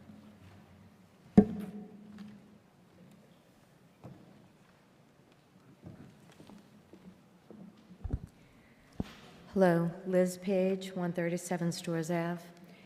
Thank you, Madam Chairperson, for the opportunity to speak, and members of the Planning Board. I would like to take this opportunity to express my concern and my disapproval for the revised proposal submitted by ZOM, known as RGPUD. The current proposal is for 290 apartment units in one large building. I would like to remind everybody that a significant portion of the parcel being discussed tonight falls within Residence B. Single-family homes were built in this neighborhood originally because it was part of the Flaherty neighborhood. Simon Properties, the South Shore Plaza, purchased the homes on Bonneview and Silver Roads, knowing full well that these properties were within Residence B zoning. The South Shore Plaza has been trying to change the zoning for many years. Even during the time when the comprehensive zoning plan was being considered, this plan was resoundingly rejected by Braintree residents because it would have allowed Braintree to be urbanized. Once again, the South Shore Plaza and ZOM are requesting to change the zoning. They are attempting to diminish the importance of the proximity of our neighborhood to this proposed development. This can be observed in ZOM's phrase, quote, "the distant neighborhood," end quote. Obviously, we are not a distant neighborhood. For years, the neighborhood, the NBCA, have been struggling to ward off the encroachment of development upon our neighborhood. Simon Property bought this property in Res B at their own risk. The town of Braintree and the residents have no obligation to make Simon Property whole based on their poor decision. With this proposal in its current form, we are faced with a very large, dense development that will be 4.5 stories high when you add in the HVAC equipment and other items that will be on top of the roof. And this will loom over our neighborhood of single-family homes, a single-story elementary school, an open space known as the dam.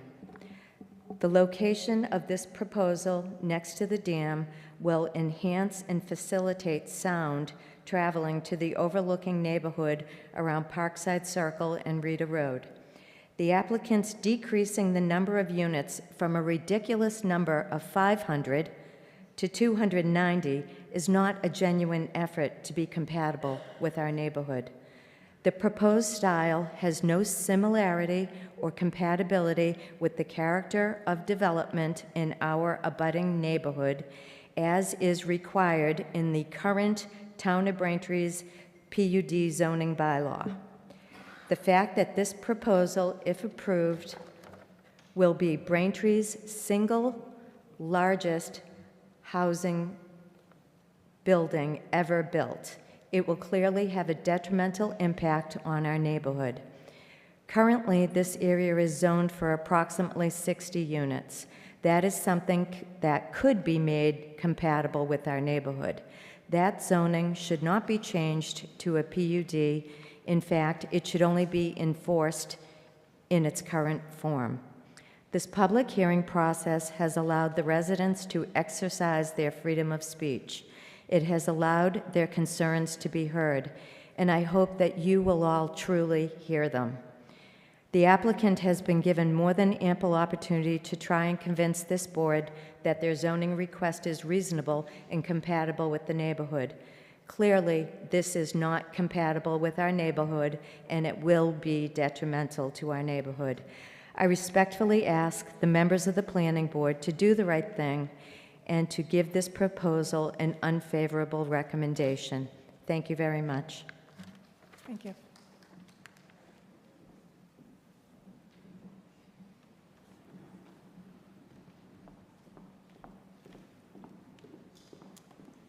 Good evening. I'm Bill Crocken. I'm at 87 Manattaquit Avenue. I'm a lifelong resident of Braintree. My children are lifelong residents of Braintree so far. They also, all four of my children went to Flaherty School. We're in the Flaherty neighborhood. I sat and listened to Attorney Marinelli, and by body language and his tone, I felt like it was being shoved down my throat. I've never heard an attorney speak in that manner over a project. This project is too large. Attorney Marinelli always references the size of it from Granite Street. We're the Flaherty neighborhood, not Granite Street. The people that live in the Flaherty neighborhood can't even see Granite Street. They will see 4 stories of building. It started out as 5, now it's 4. 4 is still a large building to be next to a school and next to a neighborhood. We're going to have a buffer zone. Buffer zone's not going to grow 4 stories overnight. Buffer zone is not going to hide the lights that are going to be shining, not going to stop the noise.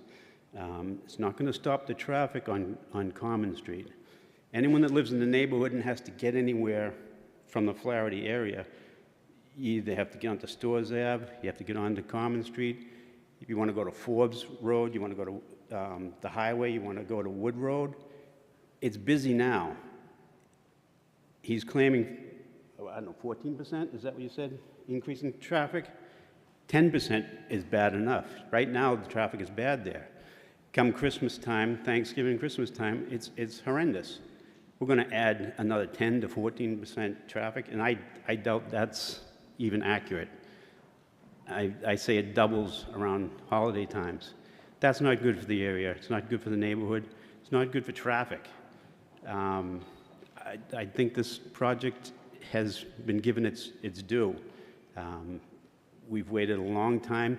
Lots of residents have given up their time to be here, to be anywhere they have to be to make this not happen. So I request that this does not get approved. Thank you. Thank you.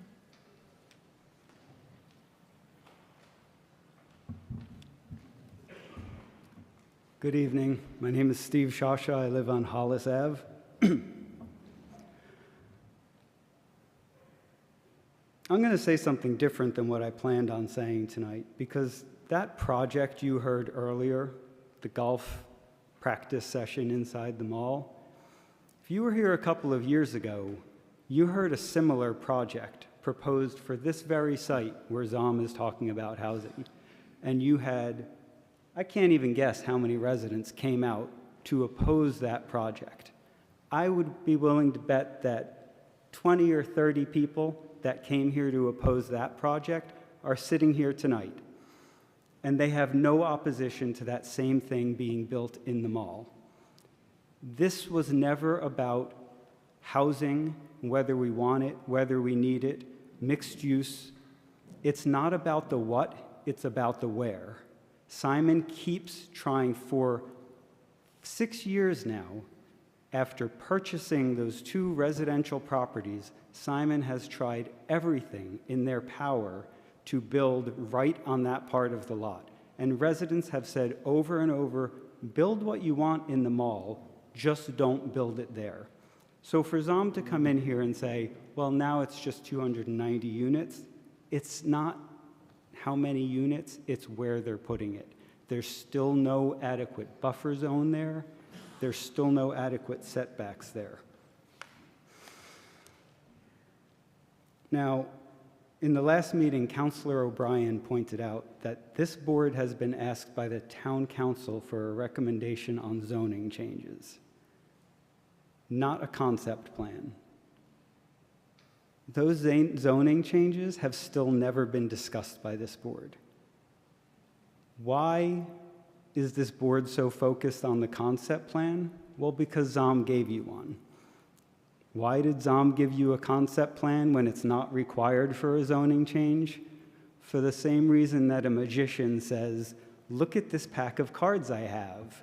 Not because he wants you to look at the pack of cards, but because he doesn't want you to look at his other hand.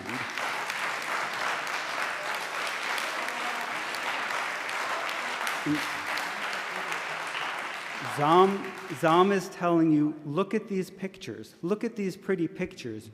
Don't look at the zoning changes we're requesting. These zoning changes are sweeping, they are broad, and they negate almost every protection that's built into our bylaw for the adjacent residents. Now, this board has focused on the concept plan and the financials, oddly enough. Now, in the February meeting, Member McCamey, you stated what we're trying to do is find out some of the facts and obviously to root out some of the non-facts.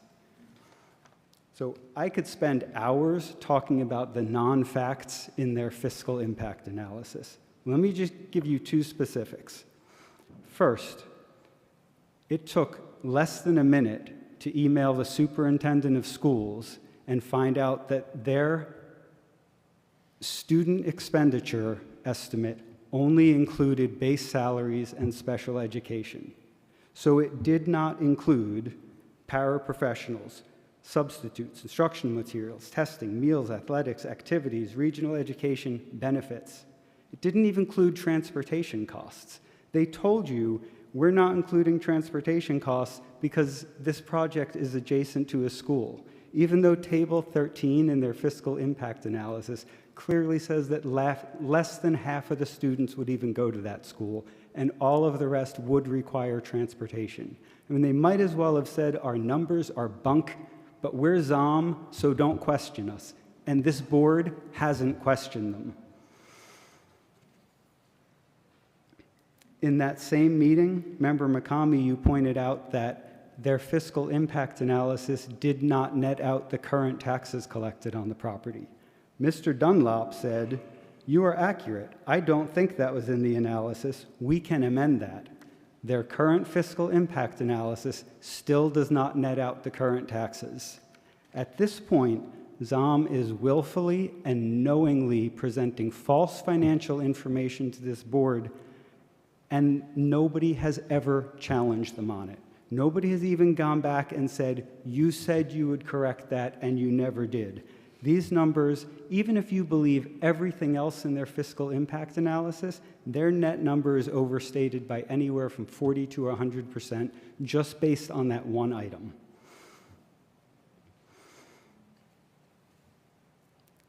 Member McCamey, again, in that same meeting, you said to the audience that there is an independent fiscal analysis which was done. You don't call their traffic report independent. You know that it is bought and paid for by the developer, and it requires a peer review.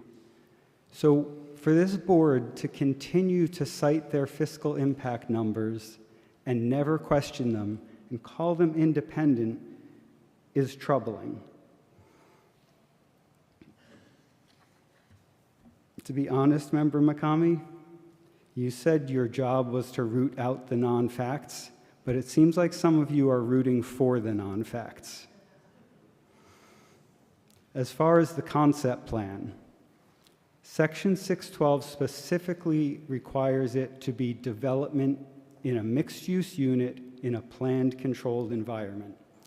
They are discussing a commercial building that is 1/10 the size of the residential building. It's 1/100th the size of the adjacent mall. That is not adequate to be considered a mixed use. And while their concept plan for the residences is very detailed, and they have pictures, they even have a YouTube video of what that will look like. Their concept plan for the commercial is a colored box. They're telling you it can be 1 story or 4 stories. It can be any size. It could be 100 square feet. That would count as a mixed use. They are making no commitment to what that commercial use will be or what it will look like. In fact, earlier in the process, They couldn't even commit that there would be anything at that commercial site other than an abandoned building. They said the new residences may attract a new restaurant or a combination of business units. Mr. Marinelli said it again tonight. They hope that that will be the case. Hope is not a plan. Hope is just hope. Even if you believe that they intend to devote 10% of their project to commercial, the question is, can they do it, and will it have the impact that they're telling you it will? Well, Simon Property Group says that the South Shore Plaza is the premier retail and dining destination for 4.6 million residents in the affluent South Shore suburbs. So ZOM wants you to believe that adding 400 to 500 residents, which is a 0.01% increase in the customer base, will not only transform that remote commercial building, but it will provide a catalyst to evolve the entire South Shore Plaza. That is just not believable.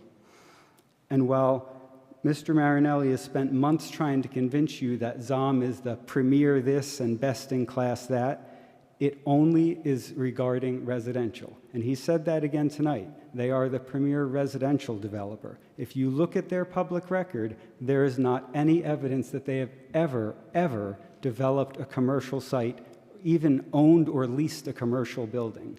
They are a residential developer. They have no idea what they're doing here in the commercial space. And to reinforce that point, Simon Property Group said that in 2018, they were the world's most admired real estate company for the 8th time.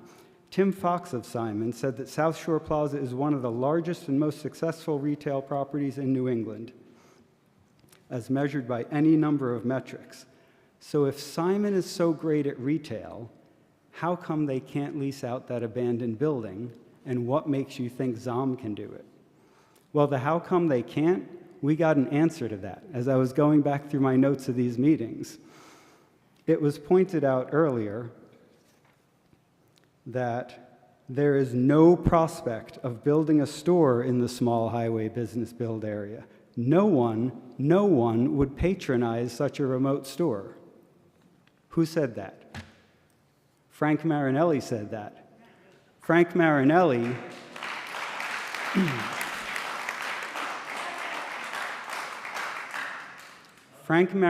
said that back before ZOM decided to acquire the commercial parcel, when he was trying to convince you that the only use back in that section of the property was housing. I hope that this board will give this an unfavorable recommendation tonight for a couple of reasons. One, this board cannot find that there are retail and service uses closely related to the residential sections of a PUD in a manner which blends all land uses into an aesthetically complementary whole if you don't know what those uses will be and you don't know what the aesthetics are. They have provided no detail, and they fail to meet the 5th of 5 purposes. Leaving aside what Chapter 3A requires of MBTA community housing, this board unanimously voted in favor of requiring developments of this size to have 15% affordability. 15% was also voted favorably on by the Town Council Ordinance and Rules Committee. It was given a favorable recommendation by the Planning Department and the Mayor's Office. So when Planning Director Santucci Razzi says that 10% is deficient for this property, if it's not part of MBTA housing, it is deficient. And I hope you'll all agree that they have failed to meet the 2nd of 5 purposes. 35% open space. Now, Mr. Marinelli said that they met the open space requirements, and he just quoted the requirement, quote, promote the permanent preservation of open space, unquote. But that doesn't mean they actually meet it. 35% is a reduction in the open space that is at the lot now. That cannot be counted as the preservation of open space. Moreover, regardless of what they put in their concept plan, the zoning does not require any preservation effort, not of that treed area, not of anything on the property. That means they've failed to meet 3 of the 5 purposes, they do not meet the requirements of Section 612, and I hope you will vote unfavorably on this. And just a couple of final points. Member Croha, you quoted the new master plan vision statement as talking about a collaborative engagement with the residents, but that's only part of what it said. What it said is that we need to develop a strategic community-supported economic growth plan for any area that is appropriate for increased development, such as the South Shore Plaza. The master plan steering committee called out the entire South Shore Plaza as, yes, a place that is a potential for increased development, but not without a complete economic development plan. If you allow Simon to parcel out sections of their property to the highest bidder, you are doing exactly the opposite of what the master plan and the residents said they wanted to see.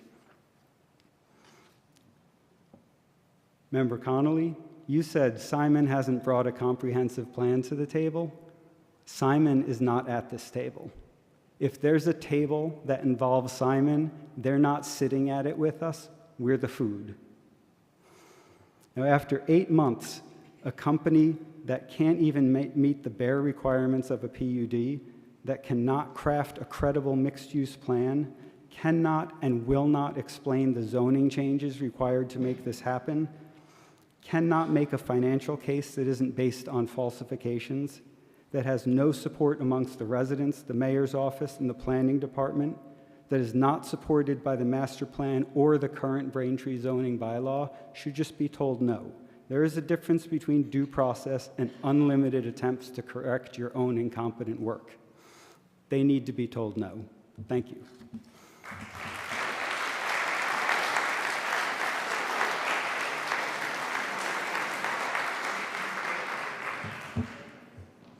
Good evening. My name is Mark Moore. I live at 56 Howie Road. And let's see, I'm the guy over here in this picture to the left by the fire truck. We had a block party on Howie Road on Saturday, and it was amazing. You know, 1 p.m. till about, 9, 10 o'clock at night, all the neighbors just out. But I digress. I won't take up a lot of your time. I was doing a little research, and I came across an article in the New England Real Estate Journal, and it was an article on our chair, Kimberly Croha, and it was 2021, Ones to Watch, and they interviewed you, and they published this on May 28th, 2021, and they asked, how do you contribute to your community or your profession? And your response was, my primary volunteer roles are as a member of the Braintree Conservation Commission and a chair of the Braintree Chamber of Commerce. Participating with the Conservation Commission in meetings and decisions on pending Braintree projects allows me to help the community grow responsibly, end quote. I do not believe, and it could be the opinion of the others in this room, that this project does not allow for community growth in a responsible manner. Now, that is your job as a committee, right? You're going to give a favorable or an unfavorable to this project, and this project is not a responsible project for the community for which it is being built in. And I would just recommend an unfavorable vote tonight. Thank you.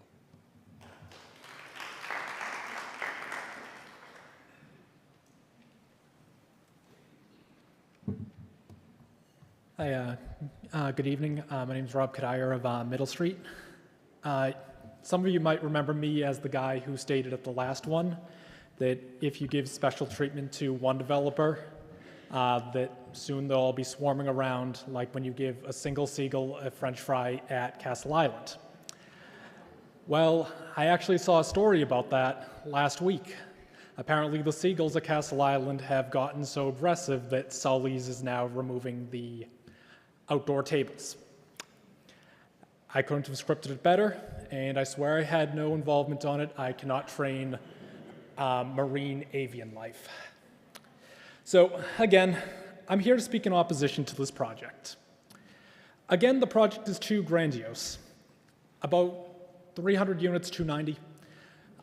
In an area that is zoned to have about 70. That is over a 300% overrun of what that is zoned for. The tax revenue, which the developer claims will amount to about $325 for that, $325,000. I mean, a deal like that, this town's getting fleeced. And I don't say that lightly. I'm saying this would be right up there with the Red Sox selling Babe Ruth for $100,000. That amount would not offset the need for more electrical water demand, would not affect the increased strain on the schools, and would additionally strain the police and fire department resources. The deal to bring a movie studio to the old Mass Lottery, in comparison, is cited to bring in millions in a non-residential area, while at the same time adding 0 new residents, 0 burden to resources, and while bringing in over 10 times the revenue that this one would.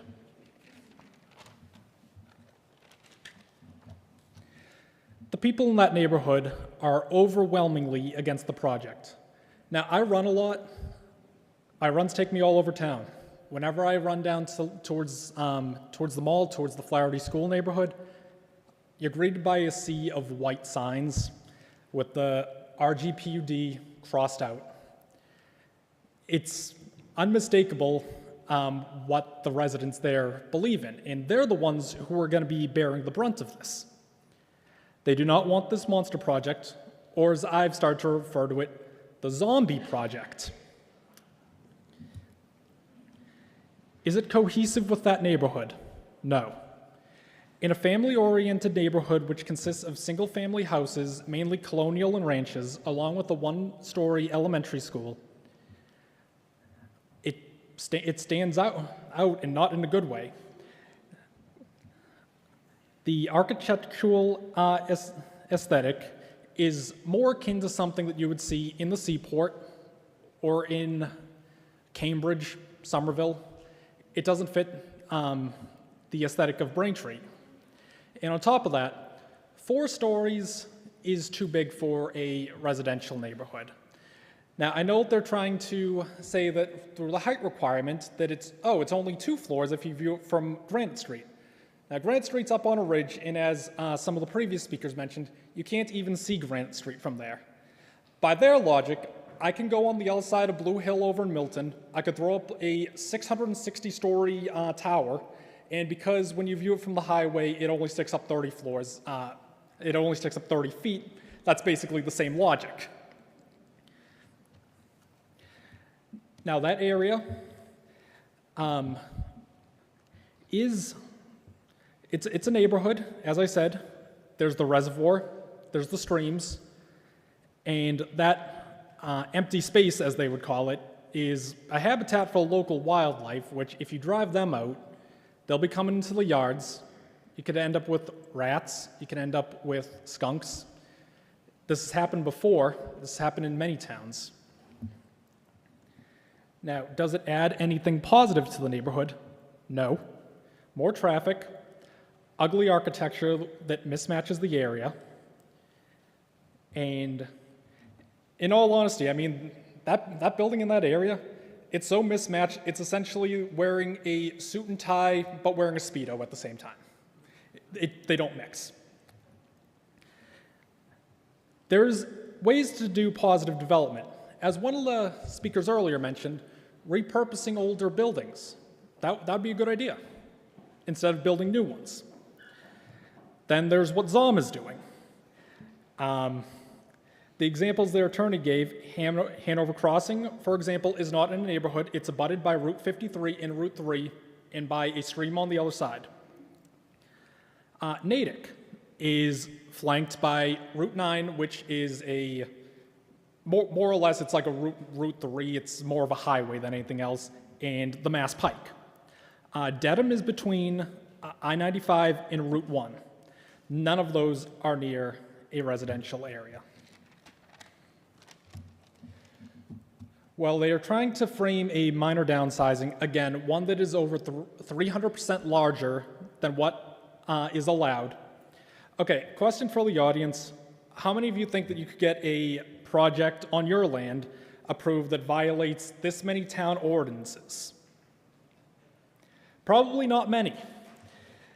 Now, the people who've talked today, the people who are concerned about this project, these are everyday Braintree residents, be they young or old, rich or poor, Democrat or Republican, lifelong resident, or someone who just moved to this town and made it their home. If there's one thing I gotta give Zom credit for, well, you got bipartisanship against you. Now, the people who live here, these are the people that representative government is meant to answer to, and for the representative government to represent the interests of. That idea in this country was originally thought of by a Braintree resident, Sam Adams, and his friends in the basement of a tavern in Boston.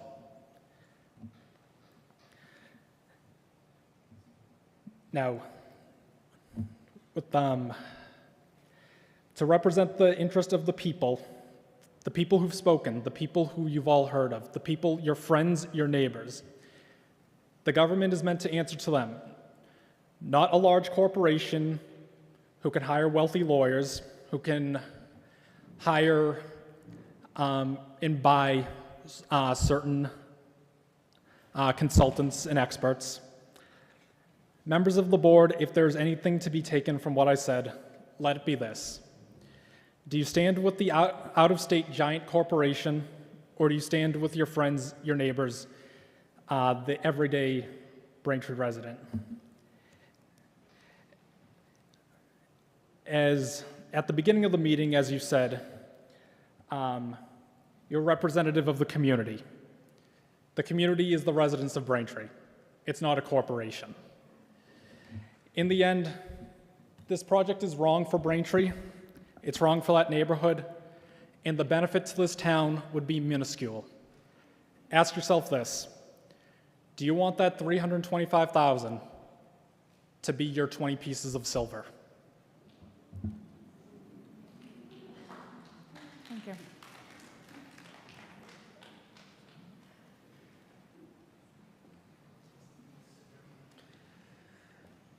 Madam Chairman, members of the board, fellow citizens, I'm Norm Givens from 55 Calvin Street.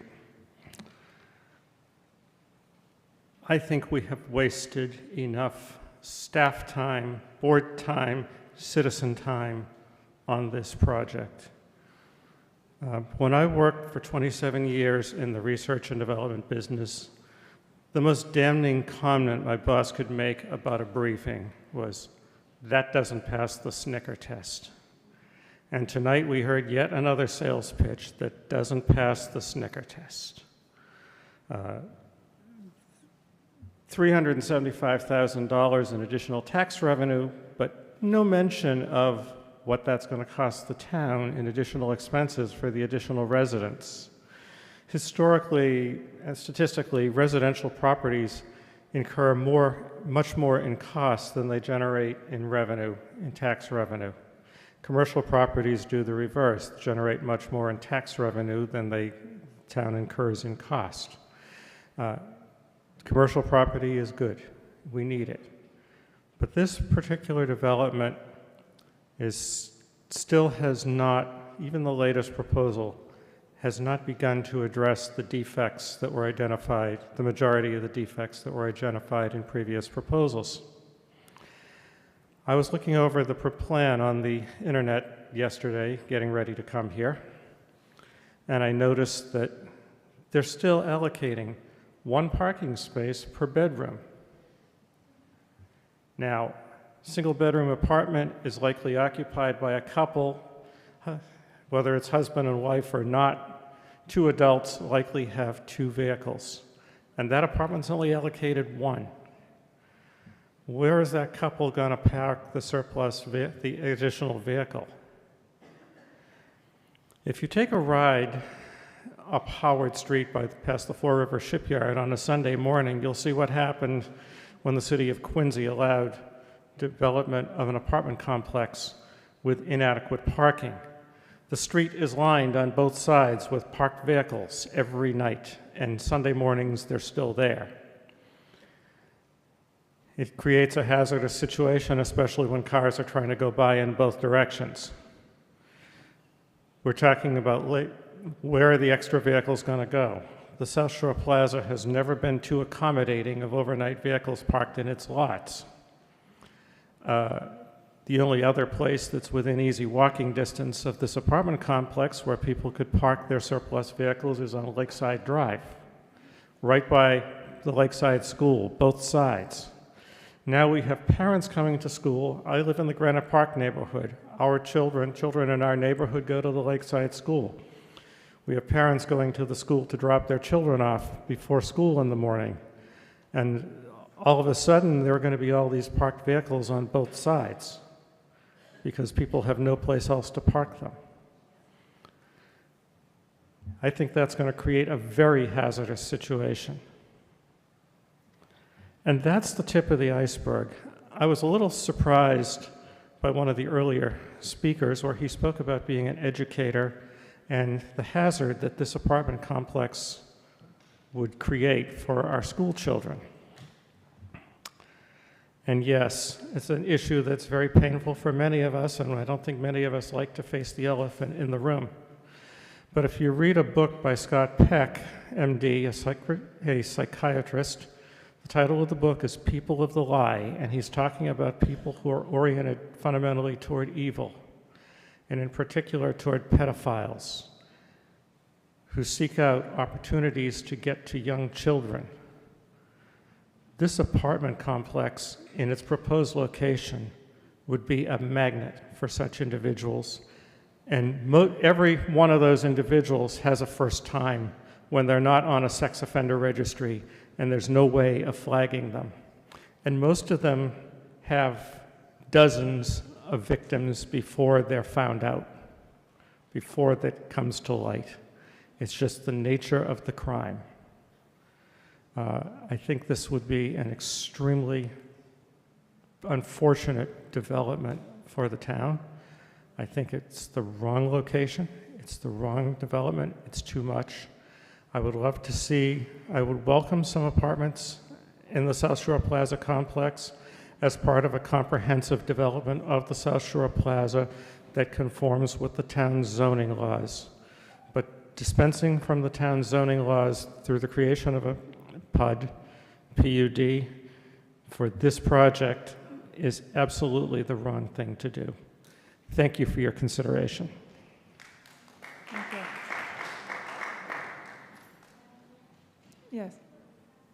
Yes. Yes, Member Conley. So we will take just a 5-minute recess, people to stretch their legs, and then we'll commence again with public comments. It's 9:33, so about 9:38.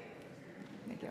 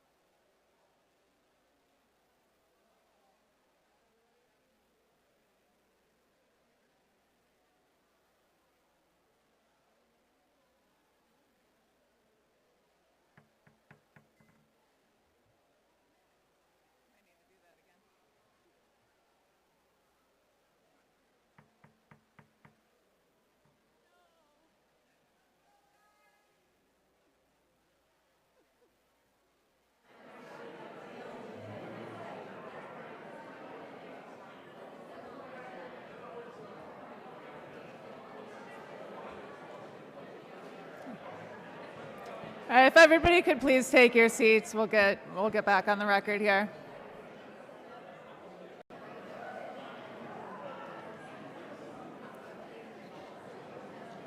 All right. And we are going to continue with public comment. I would ask if you feel like your comment's been addressed, just to move it along as we're getting closer to 10. If you feel there's something that you need to add, the opportunity is here to do that. But if you feel like your comment, and particularly there's been quite a few voices in opposition, if you feel like the point has gotten through, then I would just ask that we move along to some of the questions. I'll turn it over to the applicant after public comment to respond, and then questions from the members. Director? Very quickly, I just want to inform the members of the public that have submitted anything in writing. Everything that has been submitted in writing is scanned and uploaded and also provided to the board. So all of those comments have been entered into the public record as well. Okay. Thank you for that. Hi, my name is Carolyn Moore. I live at 56 Howie Road in Braintree. I keep hearing every time we go through this that the mall is a premier property and it's all of this. And dating myself, when I was 14, my first job was at the mall. And my parents thought nothing of me going. And I worked there and worked a ton of hours, and it was safe, and left at night. And I can tell you that for the last decade and a half and more so, and as a mother of 3 teenagers now, not only would I never let my children go to that mall because of safety reasons, but not one of their friends are allowed to go. It's just a well-known thing that you don't let your teens go there. What we do is we carpool. We carpool our children to Derby, where we feel that they are safer, because this mall is not safe. And I don't believe it's premier and people are moving in, because although people may be moving in, we're not hearing anything about the vast amount of people moving out of the mall. And that is for good reason. It's not safe. They close early. Was in a store, and it wasn't even a store that had food, and a mouse ran across the floor. There's ceilings leaking in the food court, and they don't invest in the mall. And I do believe that Simon Malls isn't investing because they know they don't truly care about the integrity of that property, much less any other part of their property. In piecemealing, it is going to be the best way to go. And I think it would be naive for us to think any differently.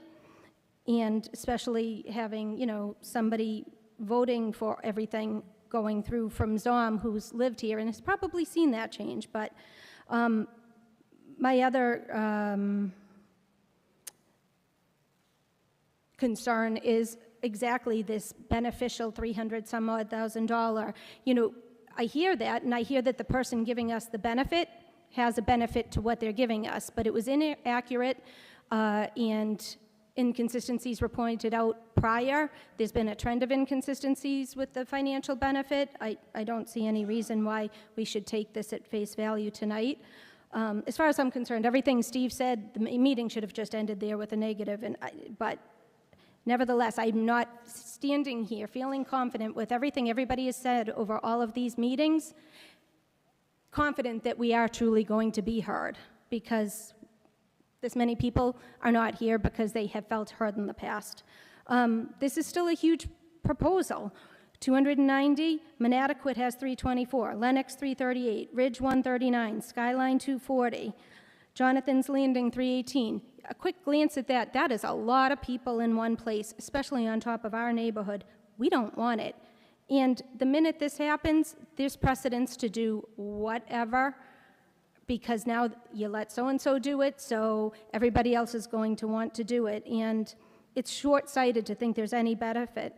I would like to know, if possible, from the developer, if these go unrentable, what are they open to? Because there was a time Inadequate Village was a beautiful property that everybody should want to live in, and Braintree Village. And I think we can all agree that that's probably not panned out the way one would hope as far as crime and everything else that goes on there. It's discerning to see that the 55 plus has been completely negated out of this plan. I believe that there is a place for people who retire, who want to sell their homes, that need a very nice place to live that is truly affordable. And I don't believe that many people over 55 would be selling their home to pay more than they're probably paying in taxes for the current house that they live in. And it's a shame that we are not looking at a population that has a true and genuine need. That's all I really have to say. I glad that there wasn't a big to-do about the people that clapped. I feel like we all step in the right amount of passion, and raising our hands just doesn't quite do it. So thank you for allowing the clapping, even if you didn't want to proceed when they did, because I'm here passionate about this town. We feel our home in the neighborhoods we live in. Not all of you, but we live in. So thank you.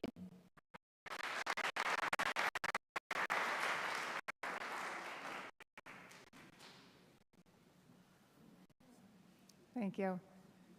Okay. There's not seeing any other public comment. Oh, sorry. Yes, if there's a public comment, please come up to the microphone and just state your name and address.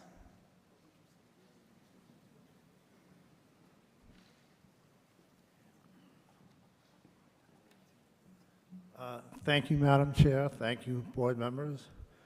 Thomas White, I live at 87 Stores Ave, Braintree. I've lived there most of my life. I know the dam. I used to go fishing in the dam. I remember when the South Shore Plaza was a one-level open-air mall. I remember catching turtles as what's now paved parking area. So I know it pretty well. I just don't see the connection with the Simon Group with the town of Braintree. I don't know. I'll just say, for the 4th of July fireworks, I donated $50 for the fireworks. And I just checked the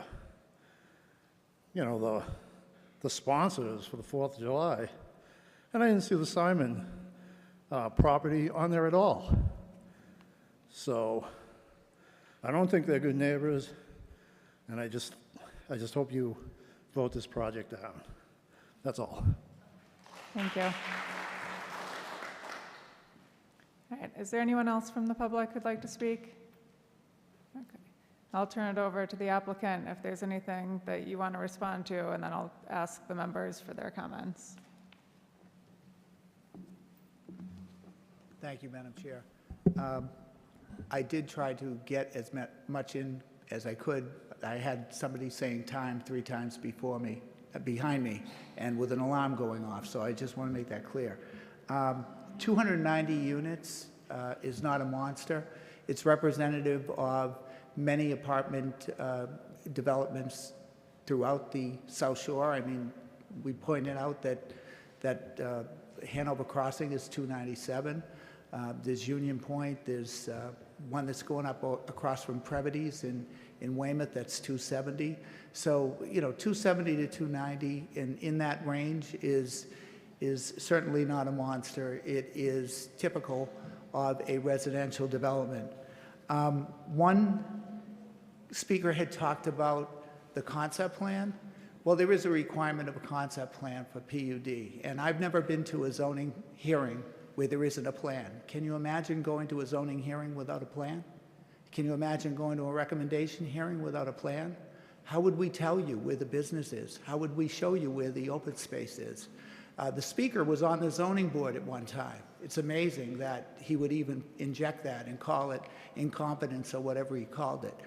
We've been open and transparent throughout this process. As far as the unfavorable recommendation, the administration said on January 26th that the administration was against housing, was against this project, and that the recommendations of the staff, of the town staff, would reflect that opposition. So it's not about 3 unfavorable reports. Actually, the planning board is the last stop for a technical review and a true evaluation of this use and the need for housing and the need for developing this area into something, $100 million investment. The requirement that my staff that the opposition that was expressed on January 26th at an NBCA rally was opposition of the administration, and it was stated at that rally that the administration's opposition would be reflected in the recommendations of its staff. So this has been political from the very beginning, and it's no surprise that the recommendation is what it is. We don't have deficient open space. We have more open space than highway business, than general business, than Residence A and Residence B. We don't have deficient affordable. We have affordable that's required by state law. Ms. Santucci-Rossi is one of the most capable planners in the Commonwealth, and she is an affordable housing advocate. And so this is against the grain of what normally she would be advocating for. I just want to make clear that there's a reason for the unfavorable. It's been pervasive throughout this process. We've never been able to have a dialogue. All we wanted to do was have a dialogue, get people in a room and talk about the way that things get redeveloped. That's what happened in the Landing. And we took graffitiized buildings and made something happen that spurred other improvement.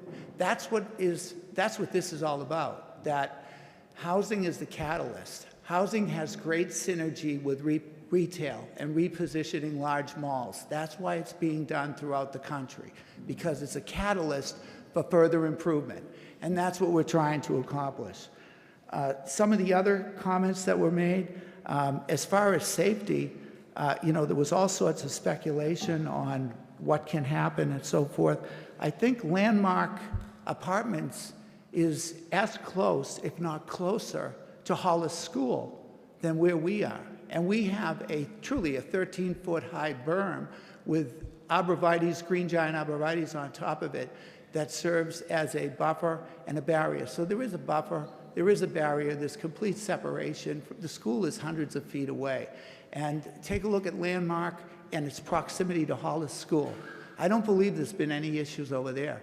If there have been issues, people could tell us. If there's been the type of just extreme things that were suggested by one speaker, I think we should all know about that. But I have no reason to believe that that kind of speculation is something that's going to happen. So, I think that was inappropriate to suggest that, for the board to should not be persuaded by that. We have throughout the process presented the facts of the proposal, and the numbers that, Mark Forgier is here, the economic expert, the fiscal analyst. If there's any questions as to his report, we're happy to answer them.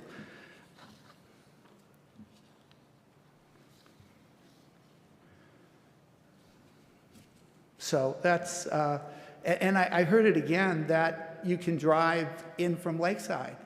I mean, please, the board, I mean, that's just a knowing misrepresentation of what the plans show. You can't drive in or out over Lakeside from Zom. You just can't. We have a berm. We listened. We did everything that we thought was appropriate in terms of addressing the need. So I would respectfully suggest to the board that we've made a reasonable proposal as far as what can be submitted to the town council, which would be a recommendation with those conditions, that it not exceed 290, that it not exceed 4 stories, that it have at least 35%, which is the highest percentage among business or residential, and that there be no connection, as there is not on any plan. In fact, it's completely bermed and completely covered to and from Lakeside Drive. And that is something that was done decades ago, and we're augmenting that. So I think it's a mistake to not continue the discussion and to not send it to the council for continued discussion. If you chase away Zom, which is a national reputable residential developer, and nobody said anything about commercial. The residential and the commercial are together comprising a PUD. Some kind of nefarious suggestion that Zom doesn't do commercial, so they're not telling the truth or whatever.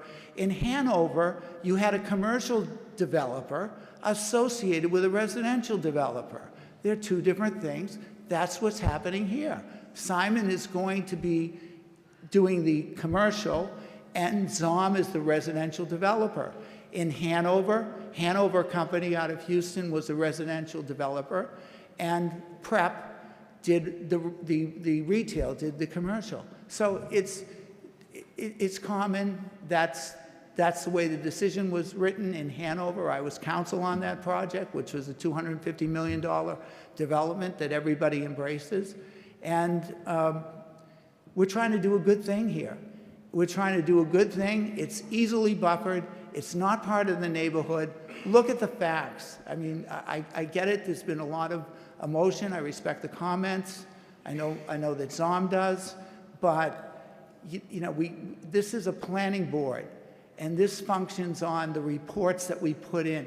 We didn't put plans in as was suggested with the obfuscation that you heard. That was complete obfuscation.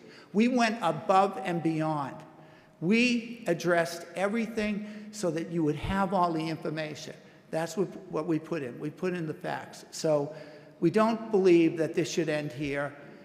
There's been a clamor from the very beginning to shut it down. Right at the first hearing on February 16th, it was like people were amazed that the board didn't vote no right away.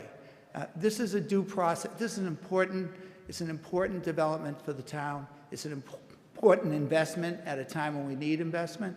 And in terms of people talking about costs, those numbers are net numbers.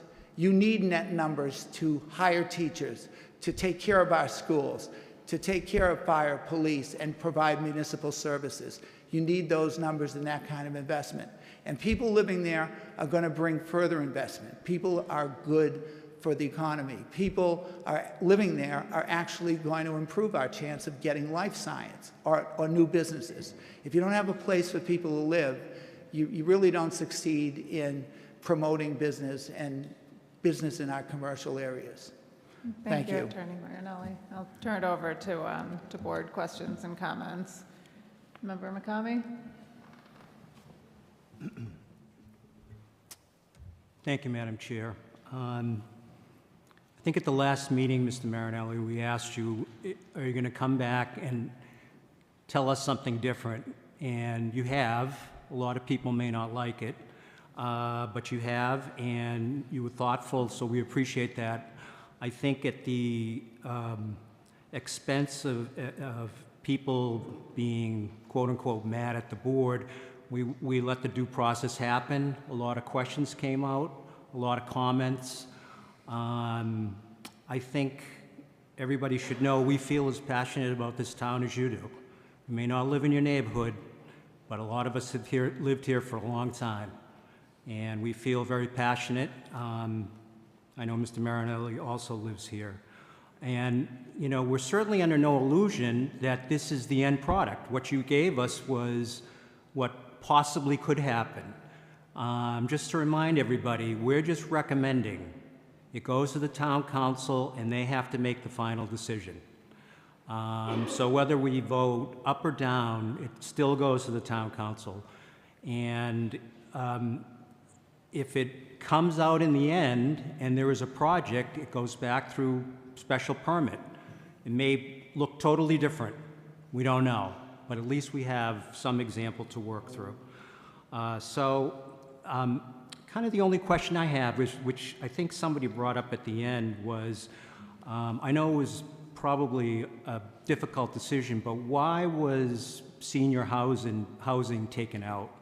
And how much would the financial difference between, what you're proposing and senior housing be? I can have Jim answer that question since he's involved with it every day and the finances. But I do want to make one other point to what you've stated. We have attempted throughout the hearings to synthesize the information and synthesize everything that everybody has said. And I didn't have to, and my client didn't have to say, here's the voluntary conditions.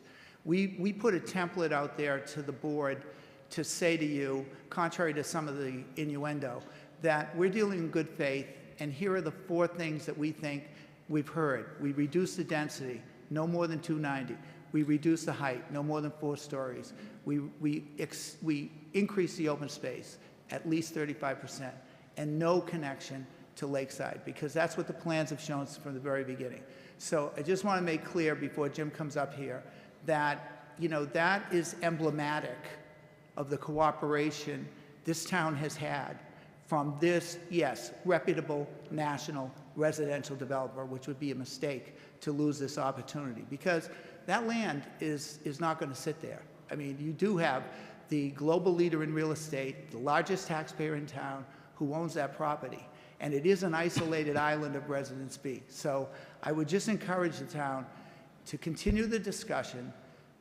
There really has not been any leadership on this, and we need to have a discussion about this development, about housing, about fiscal crisis, about all of those issues. And they are wrapped up in this development, because this development triggers improvement with the retail synergy. It's being done nationwide, and that should resonate with people, because all of these types of housing, more dense housing, are done where there's expressway, where there's retail, large retail. And you know, the question was asked on traffic, and we put in the report on traffic. You know, residential, more and more people are working from home.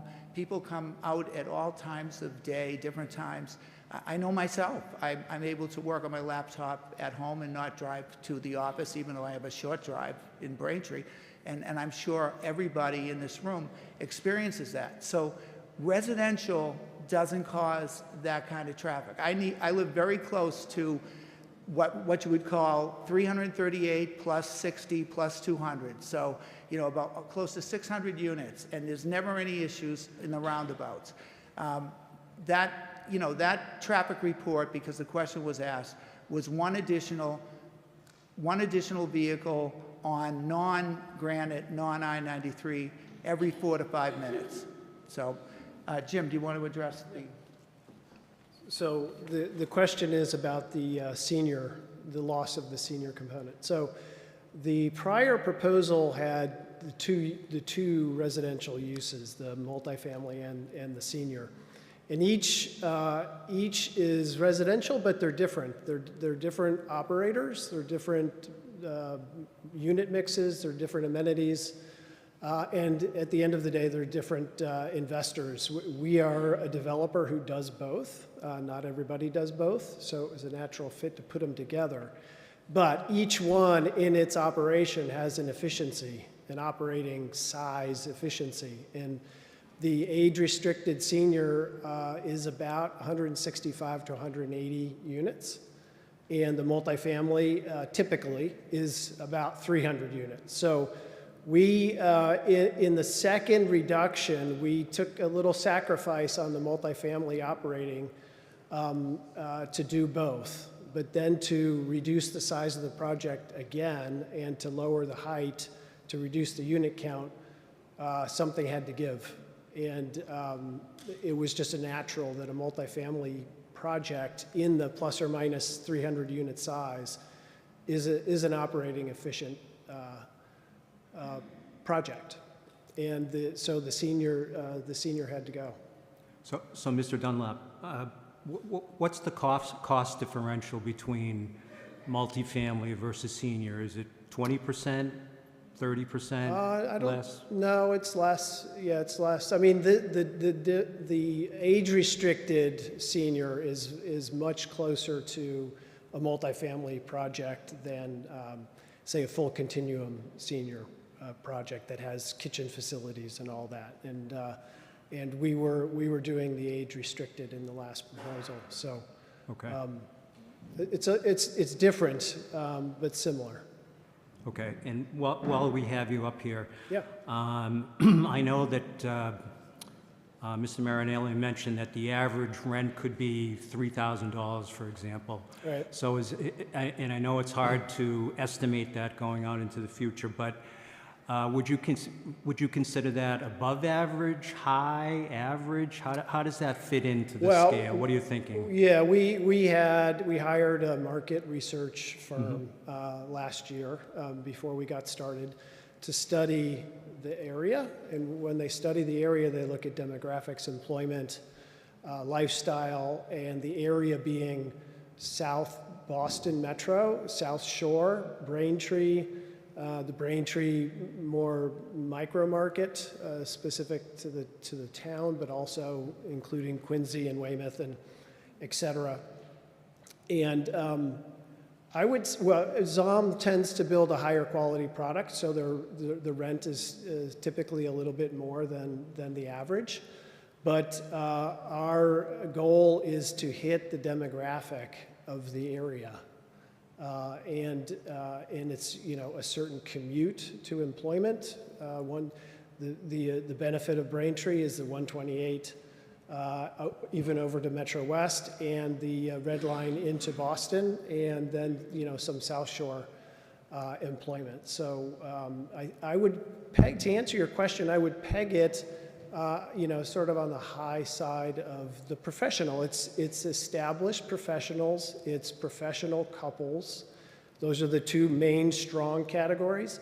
The next strong category, but less, is empty nesters, you know, 60s that are looking for an apartment. And then the still in the mix, but lower component of the mix is young, really young professionals who are just getting started.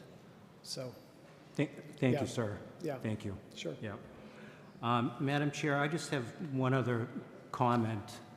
And, you know, this is something which I think we brought up before, but it was sort of, you know, bothering me about this. And I think the director, when I read her comments, made it very clear, which is that, and Mr. Marinelli brought it up also, is that we have not connected with Simon Property, the town and Simon Property. And that's a real shame. Because, you know, here we have the largest taxpayer in town. Heaven forbid something happens, and it's going to go down the line and affect all of us. And we really can't have that happen. And it doesn't do any of us any good not to have some communication. So I respect what the director wrote.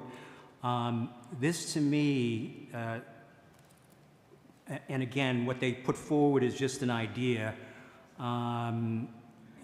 is part of a puzzle. But we just don't know what the whole puzzle looks like, in my opinion, in terms of the South Shore Plaza. And so I would encourage the administration and the town council to engage with the South Shore Plaza so that we have a better understanding of what they're trying to do. Maybe housing is part of it, maybe it's not. Maybe there's more housing, I don't know. But clearly the trends across this country are for, you know, retail, entertainment, as you heard tonight, food and beverage, and housing in particular. I've heard opinions that we could see medical at the plaza, more office. Okay, well, the only way we're going to figure this thing out is to engage with the plaza. So I think that that's what the director is trying to get across here, is that regardless of what we think about this particular project, it is only one piece, and I think she's exactly right. We can't figure out, unless we know the whole, we really can't figure out how all the other pieces fit together. So again, I'd encourage the administration and the town council to engage directly with the plaza. Same thing. I know they wrote one-page note in support of this project. That's not sufficient. And neither is stonewalling the plaza. I mean, Mr. Marinelli brought up, for example, that there could be improvements in the water services that would affect the entire area. So I think the director has pinpointed the major issue in this, which is we need to work together. So thank you, Madam Chair. Thank you. Member Kent? Yeah, my comments and observations somewhat follow Member McCamey's. Is there anybody from Simon Properties in the audience tonight? No. I did some research on ZOM for tonight's meeting. ZOM is a Dutch-based family-owned company, primarily family-owned. They've developed over 25,000 units, and most of the units in the United States are in the South. But, you know, this is a quality organization, and, you know, some of the aspersions cast on ZOM and are, you know, probably a stretch. Some of the comments made about, you know, speculative tenants of these properties, I think that's a stretch. Having said that, you know, I think, you know, I agree that Simon needs to be part of this, and they're not, and we're, you know, we have our hands tied behind our back as a result of it. Back on ZOM, the typical project has been north of 300 units. They've done, in their website, they have 74 projects. 10 are in the 100 to 200 range, 10 are in the 200 to 250 range units, and 6 are 250 to 300. The rest are north of 300. But this is sort of, you know, this was the first attempt, I believe, in New England, or at least in this area.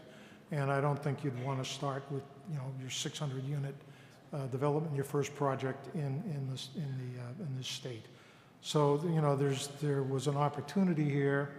I don't know if there still is, but there was an opportunity here, and it hasn't been handled as well as it could have been, and as positively as it should have been. This plan that was in the materials, that came as a bit of a surprise to me. I know that I drove down to the plaza again tonight before the meeting and noted with a certain amount of disgust the bins in the back lot that are overflowing with junk, mattresses, furniture, trash bags, and the like. That's not on ZOM. I believe that's on Simon. That's not how you win friends and influence people in this town. And, you know, it casts a pall over the whole thing. This project, as presented here, just thinking out loud, if the whole thing was moved down towards the other end of the property, the west end, towards Granite Ave, over where the 99 restaurant had been, you know, that's what they're talking about with these types of projects where things are integrated, and, you know, you have a couple, I don't know, 120 parking spaces between the apartment complex and the rest of the property. That's throwing a red flag at the situation, frankly. You know, if this was going to go forward, the apartments should be much further away from the concerns of the school and the neighborhood there around the Flaherty School. You know, but you need Simon at the table for this, and they're not here. Frustrating. They have committed to make some improvements.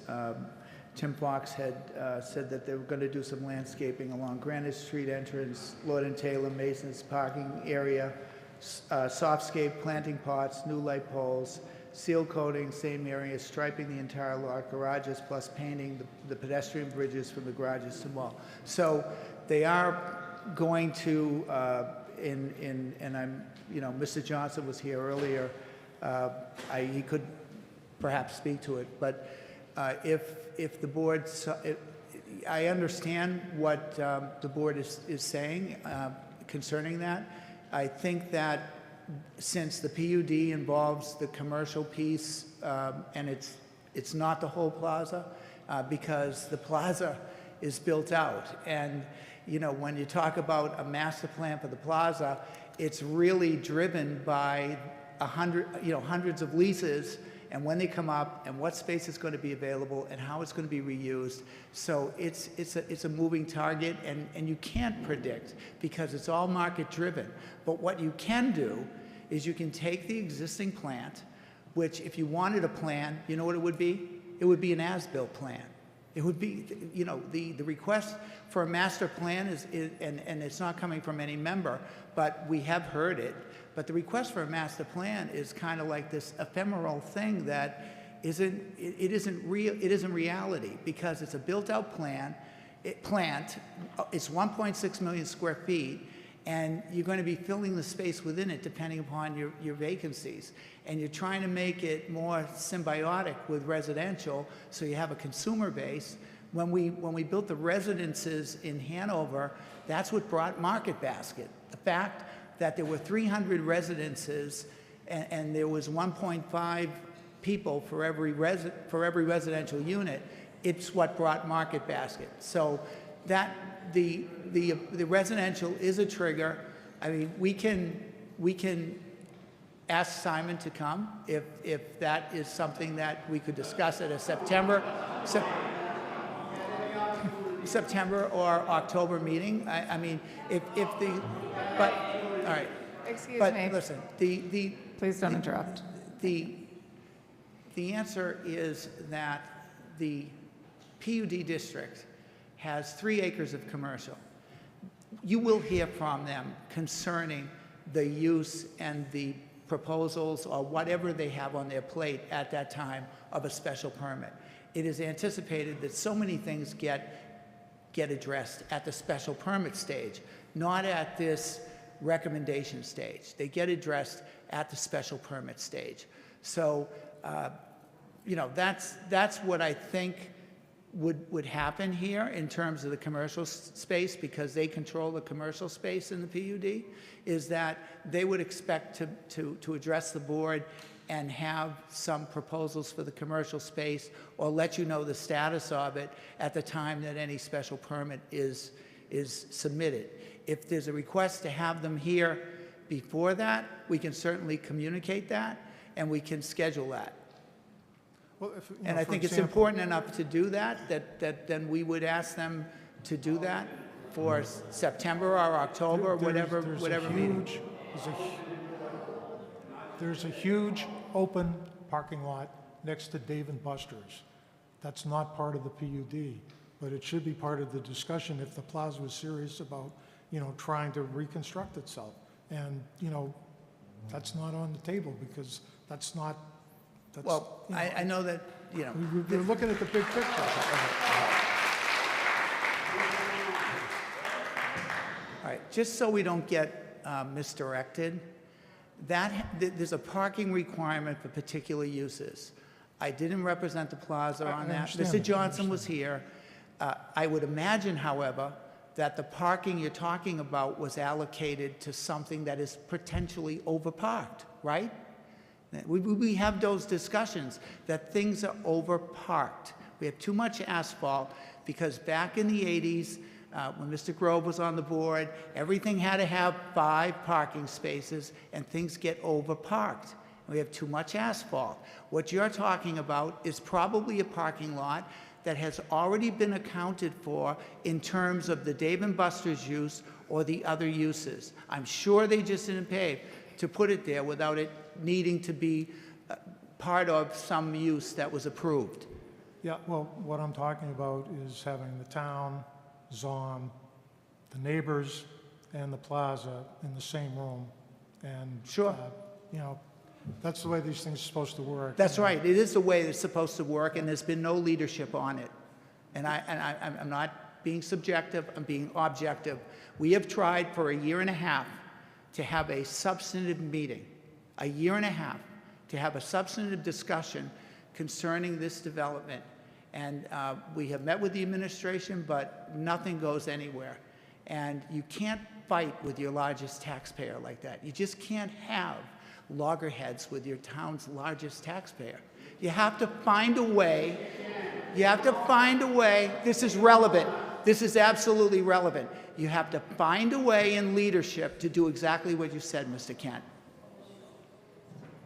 And we're willing to participate in that. ZOM would absolutely participate in that.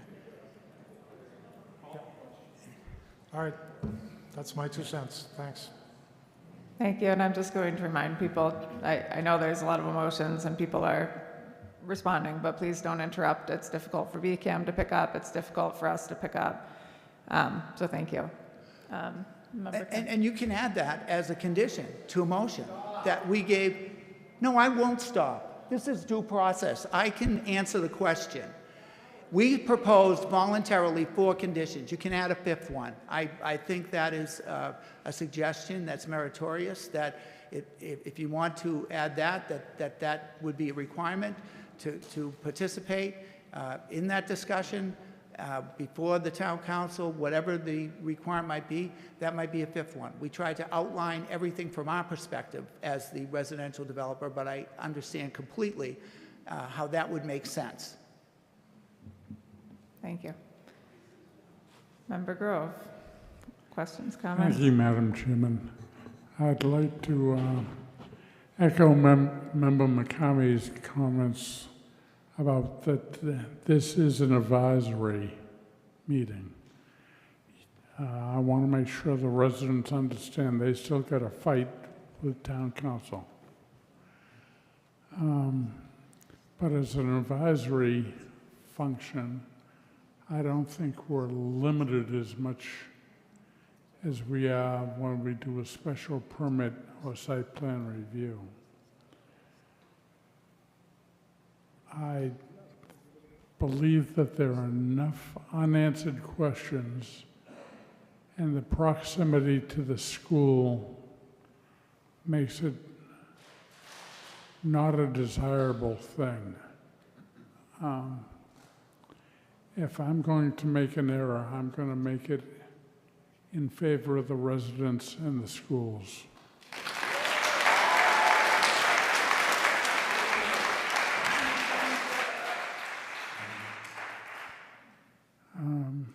That's all. Thank you.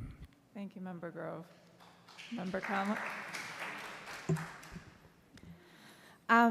I appreciate what the development team has done in terms of bringing us back an updated proposal. And what I saw within the exhibits from Simon was actually concerning to me.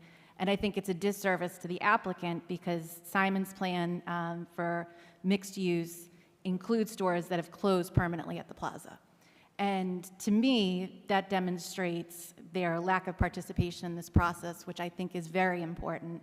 And Simon, as well as the administration, have to come together to have a greater plan for this campus. When we talk about the other malls and lifestyle centers in the area, there were comprehensive plans brought together. And we see the results there and the success that's been there. But my concern is that taking this small piece of property away from the larger campus eventually will lead to a plan that's going to be pieced together and not serve the town. Thank you. Thank you.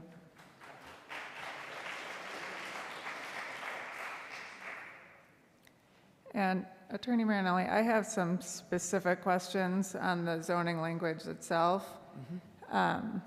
There's one of the sections that talks about the aspects of the Braintree zoning ordinance that are not applicable. And one of the listed items not applicable is section 503I, which is a special permit criteria. And I think a lot of the resident comments that have been raised really deal with some of the things that are handled in the special permit, the typical special permit process, separate from the PUD. And so I wanted to ask what the thought was there and whether there was an explanation for why that was done that way. And Ms. Santucci-Rossi can address it too, because all of this came out of our meetings with the planning department. It was really a joint and mutual look at what would apply and what would not apply. We didn't just cavalierly craft something. And the idea on 503I was essentially that there are 5 components of 503I. I've dealt with it enough to know those requirements on a special permit, but there were like 22 requirements in Section 612. Section 612 was actually very comprehensively written when it was written in terms of what the applicant must do. And it has, and they're all included in the staff report because about 5 pages of the 12 pages is just running what's in Section 612. And there's 22 requirements for submission to the planning board. So Ms. Santucci Rossi can speak to it, Madam Chair, but my impression was that it was deemed superseded by the exact requirements of 612, which has 22 things that you have to do in connection with the application. Okay. Thank you. Oh, yes, Director. Yeah, that would be good. If you look at the actual, sorry, if you look at the actual PUD section, section, I guess it would be 612F, factors to be considered by the SPGA. The SPGA review of a PUD application shall include, but is not limited to the following. And then it lists, how many? 10 criteria there that you'll see some overlap in the special permit criteria and this criteria, but this is the criteria specifically to take into consideration when approving a PUD special permit. So it's kind of, it's duplicate, and then the PUD criteria special goes a little bit even beyond. Takes in the mixed use. I think there was one that says, can you just scroll down a little bit, Connor?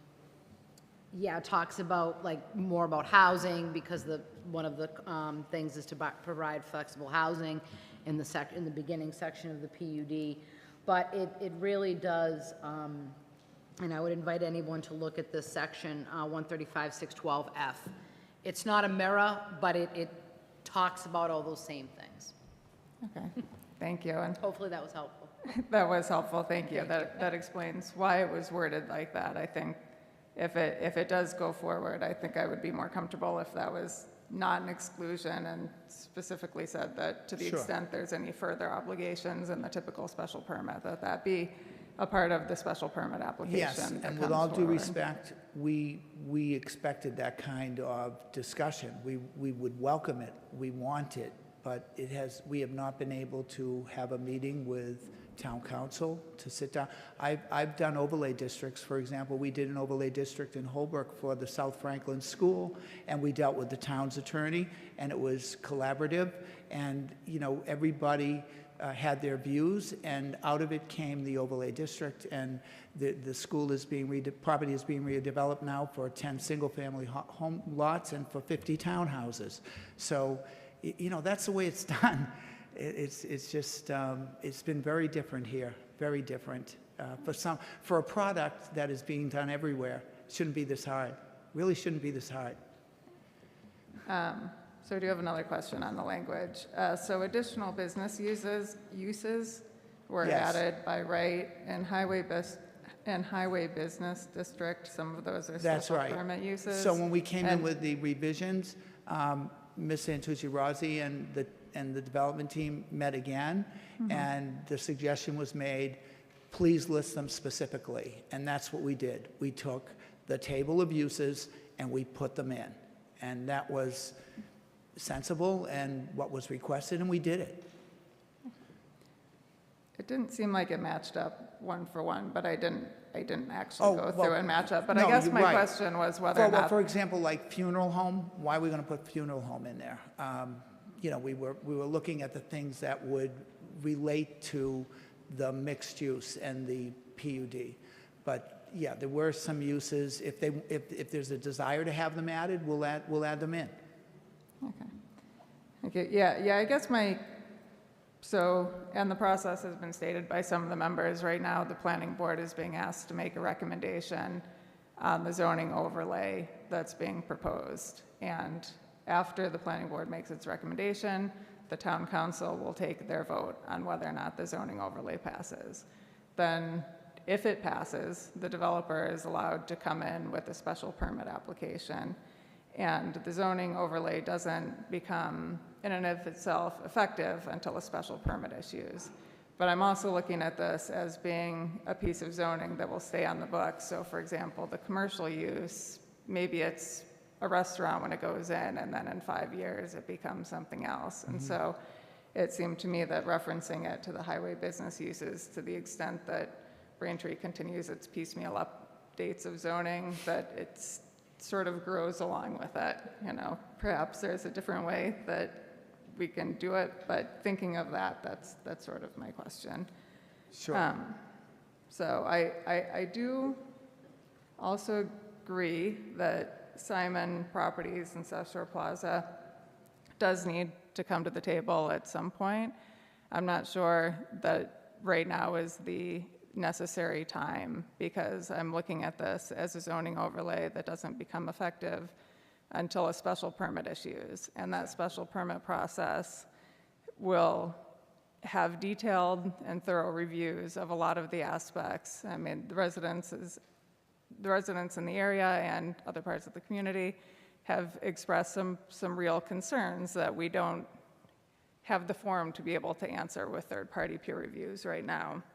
We've heard concerns about traffic, about school impacts, about views and buffering and water and wetlands and construction noise and crime. And in a special permit process, the developer gives their expert reviews, and the developer pays the town to conduct their own expert reviews to look thoroughly at those different pieces of information that are put forward and be able to vet whether or not what they're saying is true based on the expert's third-party review of that. So, sort of taking it back a step to the zoning overlay, in my mind, I'm thinking, what happens if Simon comes forward now and the town is looking at the entire project as a whole? They've had a special permit in place since the early 90s. They had a major renovation when Nordstrom was built. But let's say they come in, and then when we get to the special permit process, the town decides, you know, we've had an opportunity for our experts to look at this, and this really doesn't make sense. There's this huge water problem that we didn't realize at the time. Well, where does that leave Simon? Simon's now left with an overlay with a housing that's problematic. And so I do think that Simon needs to come to the table. I'm not sure that they need to do it right now, but I do think that if the zoning gets put into place and we get to a special permit that deals with the housing, then we do need to look very specifically at the different aspects of that. A lot of comparisons were made to Hanover Crossing. Hanover Crossing did not have very many tenants at the time that project was proposed. I agree with a lot of the residents that the current tenant mix at the South Shore Plaza is not a desirable change from where it was 3 to 4 years ago. I'm looking at this project as the potential to reinvigorate the mall, and I think that that is something to consider in more detail, and to have those expert peer reviews to help us as a town, as a board, as an administration, really understand what this proposal means to the town from an economic standpoint, from an impact standpoint, and what mitigation can be put into place that would be required both on the overlay property and also on the Simon property. I've mentioned it at prior meetings and mention it again. It's outside of the zoning parcel, so it's not necessarily appropriate here, but I do think there needs to be upgrades to traffic systems leaving the mall, to the buffering that goes along the Flaherty School, in addition to the berm that's shown on the project, to the MBTA bus stop to see if that can be upgraded to qualify as an MBTA transit zone and provide a further aspect of allowing Braintree to get some benefits from this project. But those are my thoughts. As again, it's a recommendation that goes to the town council. I would agree with Attorney Marinelli's statement that this has been, from an administration standpoint, a political process, and the town council or the elected officials were appointed by the mayor. And we're bound to try to do what we feel is best for Braintree. And I think that this project deserves further consideration with a detailed review.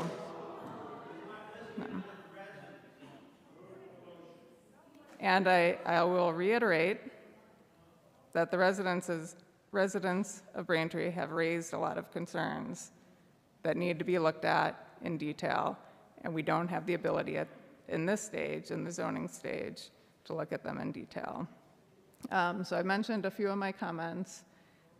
Just while I'm talking, I'll say some of the other thoughts, that if we do have a favorable recommendation on the zoning, and again, I'm only one member of the board, but the other parts of the aspect that I think are important are that we ensure that any special permit complies with all of the typical 503 special permit conditions.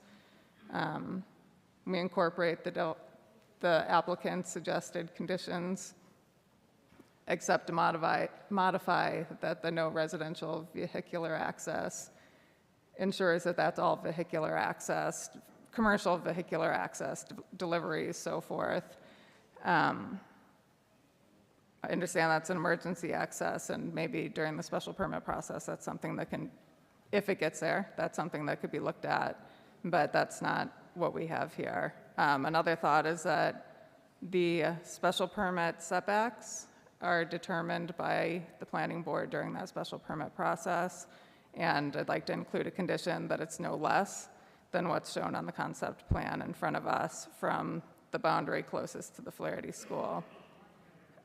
And that the landscape berm and buffering that are shown on the concept plans be the minimum height and vegetation for that area. The zoning language includes a requirement that 10% housing be affordable, and just an additional that it is confirmed and maintained that that housing is affordable in the sense that it counts and continues to count towards the town's subsidized housing index, because that can mean different things. And then the last two other thoughts are that the zoning overlay, if it's put into place, that it expires if there's no special permit application filed within 2 years from final approval from the zoning overlay. And one other thing on the mitigation, and that's one of the master plan strategies talks about a concept of additional mitigation from traffic impacts. I know Hanover has a provision that requires that the developer pay $20 per vehicle at peak hour or do off-site mitigation. I don't know if that's appropriate or not appropriate. That's the closest analogy that I know of. And so that a concept similar to that goes into effect also. I believe those are acceptable conditions. Jim? Yeah. Those are acceptable conditions. Yeah,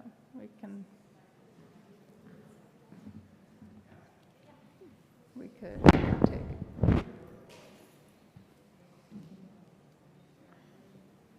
So at this point, we could do a couple things. We could close the public hearing, continue to deliberate amongst ourselves. We could keep the public hearing open. We could take additional comment. We could continue it. We could do a lot of different things. And so I know that we came here tonight. We talked when we were at the May meeting that we would like to have a vote at this meeting. And we're here, and I think that we've heard a lot of the information. But I just point out some of the different ways that we can go on this. So with that, yes, Director. We're looking through this now. The concept of an overlay expiring, I'm not sure if that's something, unless you can speak to it, that is actually, that we can do. I did not look at that, so I actually do not know. I don't think that is, I would caution against doing something like that. I don't think that's permissible. What the bylaw says is that if there isn't a special permit granted, then the current zoning remains in effect. So, right, but Chairman Crowe put if you don't exercise the overlay in 2 years, it's gone, and I frankly, I don't think that's lawful. Okay.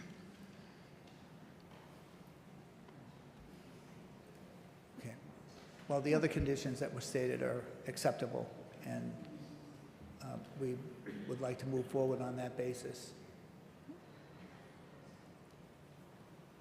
So I think we've reached a point to close the public hearing anyway.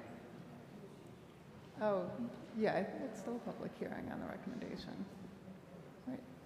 Director Santucci-Rossi, with a recommendation, do we still close the public hearing? I'm sorry? With it being a recommendation and not a special permit or some other direct application, do we still close? Is it still the same You format? could, we don't do that here, you know, we don't close and then wait and deliberate. Okay. So if we wanted to kind of, you know, follow past practice, we typically keep the hearing open, until the board is ready to vote. Okay. There's a lot to consider. Jesus.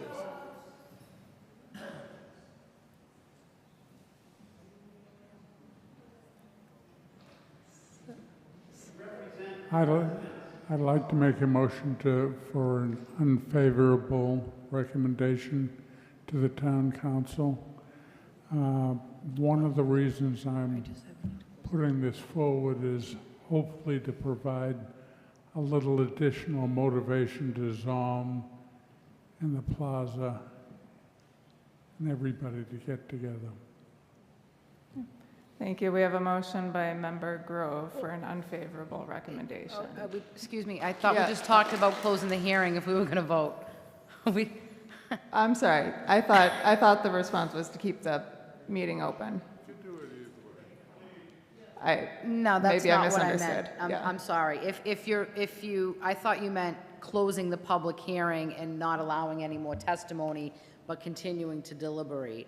If you're going to make a recommendation this evening, I would suggest that you close the hearing. I'm sorry if that wasn't clear. Okay. Okay. So I guess at this point, be looking for a motion to close the public hearing. Says I will retract my prior motion and make a motion to close the public hearing. Thank you. So, and if people in the audience could just please not interrupt, it's hard to hear. So that was a motion by Member Grove to close the public hearing and a second by Member Conley. So all those in favor, say aye. Aye. Any opposed? Okay. And I'd make a motion for a disfavorable recommendation to the town council. And so there was a motion by Member Grove for a disfavorable recommendation to town council. Madam Chair, I have a question for staff. Yes. Director Santucci-Rossi, what options do we have available in terms of the recommendation and the conditions if our recommendation is unfavorable, but if the council was to move forward, can we set any conditions within that?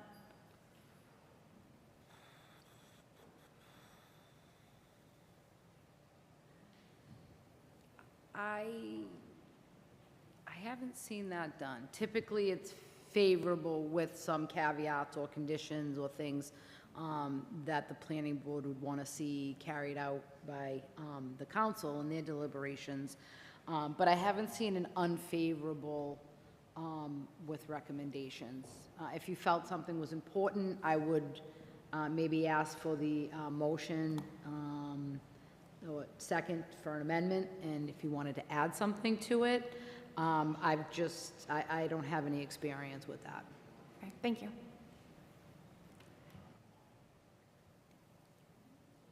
So at this point, we could have a second on Member Grove's motion or a different motion or some combination as the director just described. Well, the question would be, would the negative motion be helpful in getting people to come together, or is that the end of the road? That's, you know.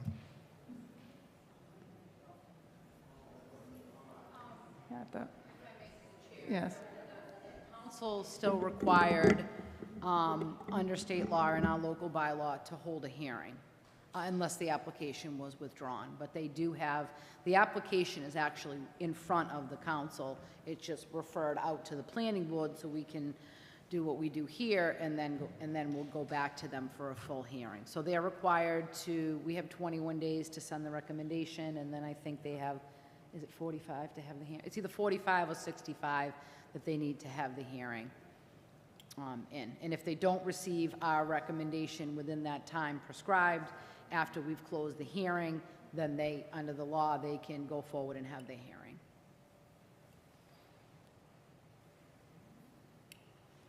The other option is there can be no recommendation.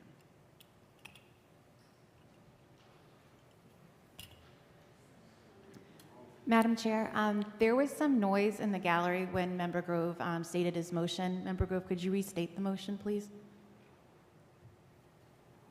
Says the motion was for an unfavorable recommendation to town council. Thank you. I second. Okay, we have a motion by Member Grove, a second by Member Conley. All those in favor say aye. Aye.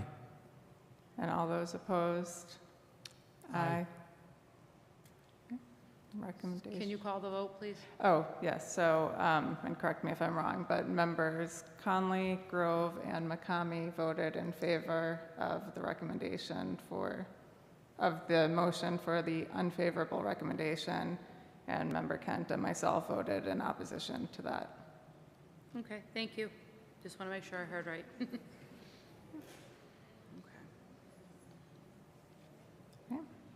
That concludes the planning board's portion of, it is a three, sorry, one second. Director, it is a 3-vote pass, right?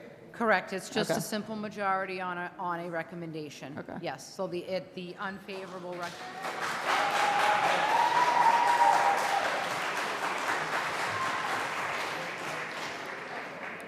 Thank you. Okay, well, that concludes our agenda.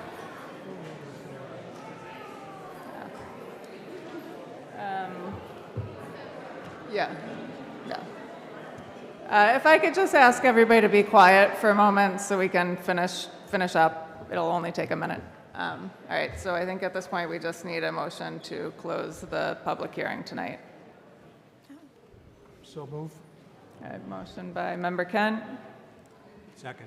second by Member McCamey. All those in favor, say aye. Aye. Aye. Okay, thank you.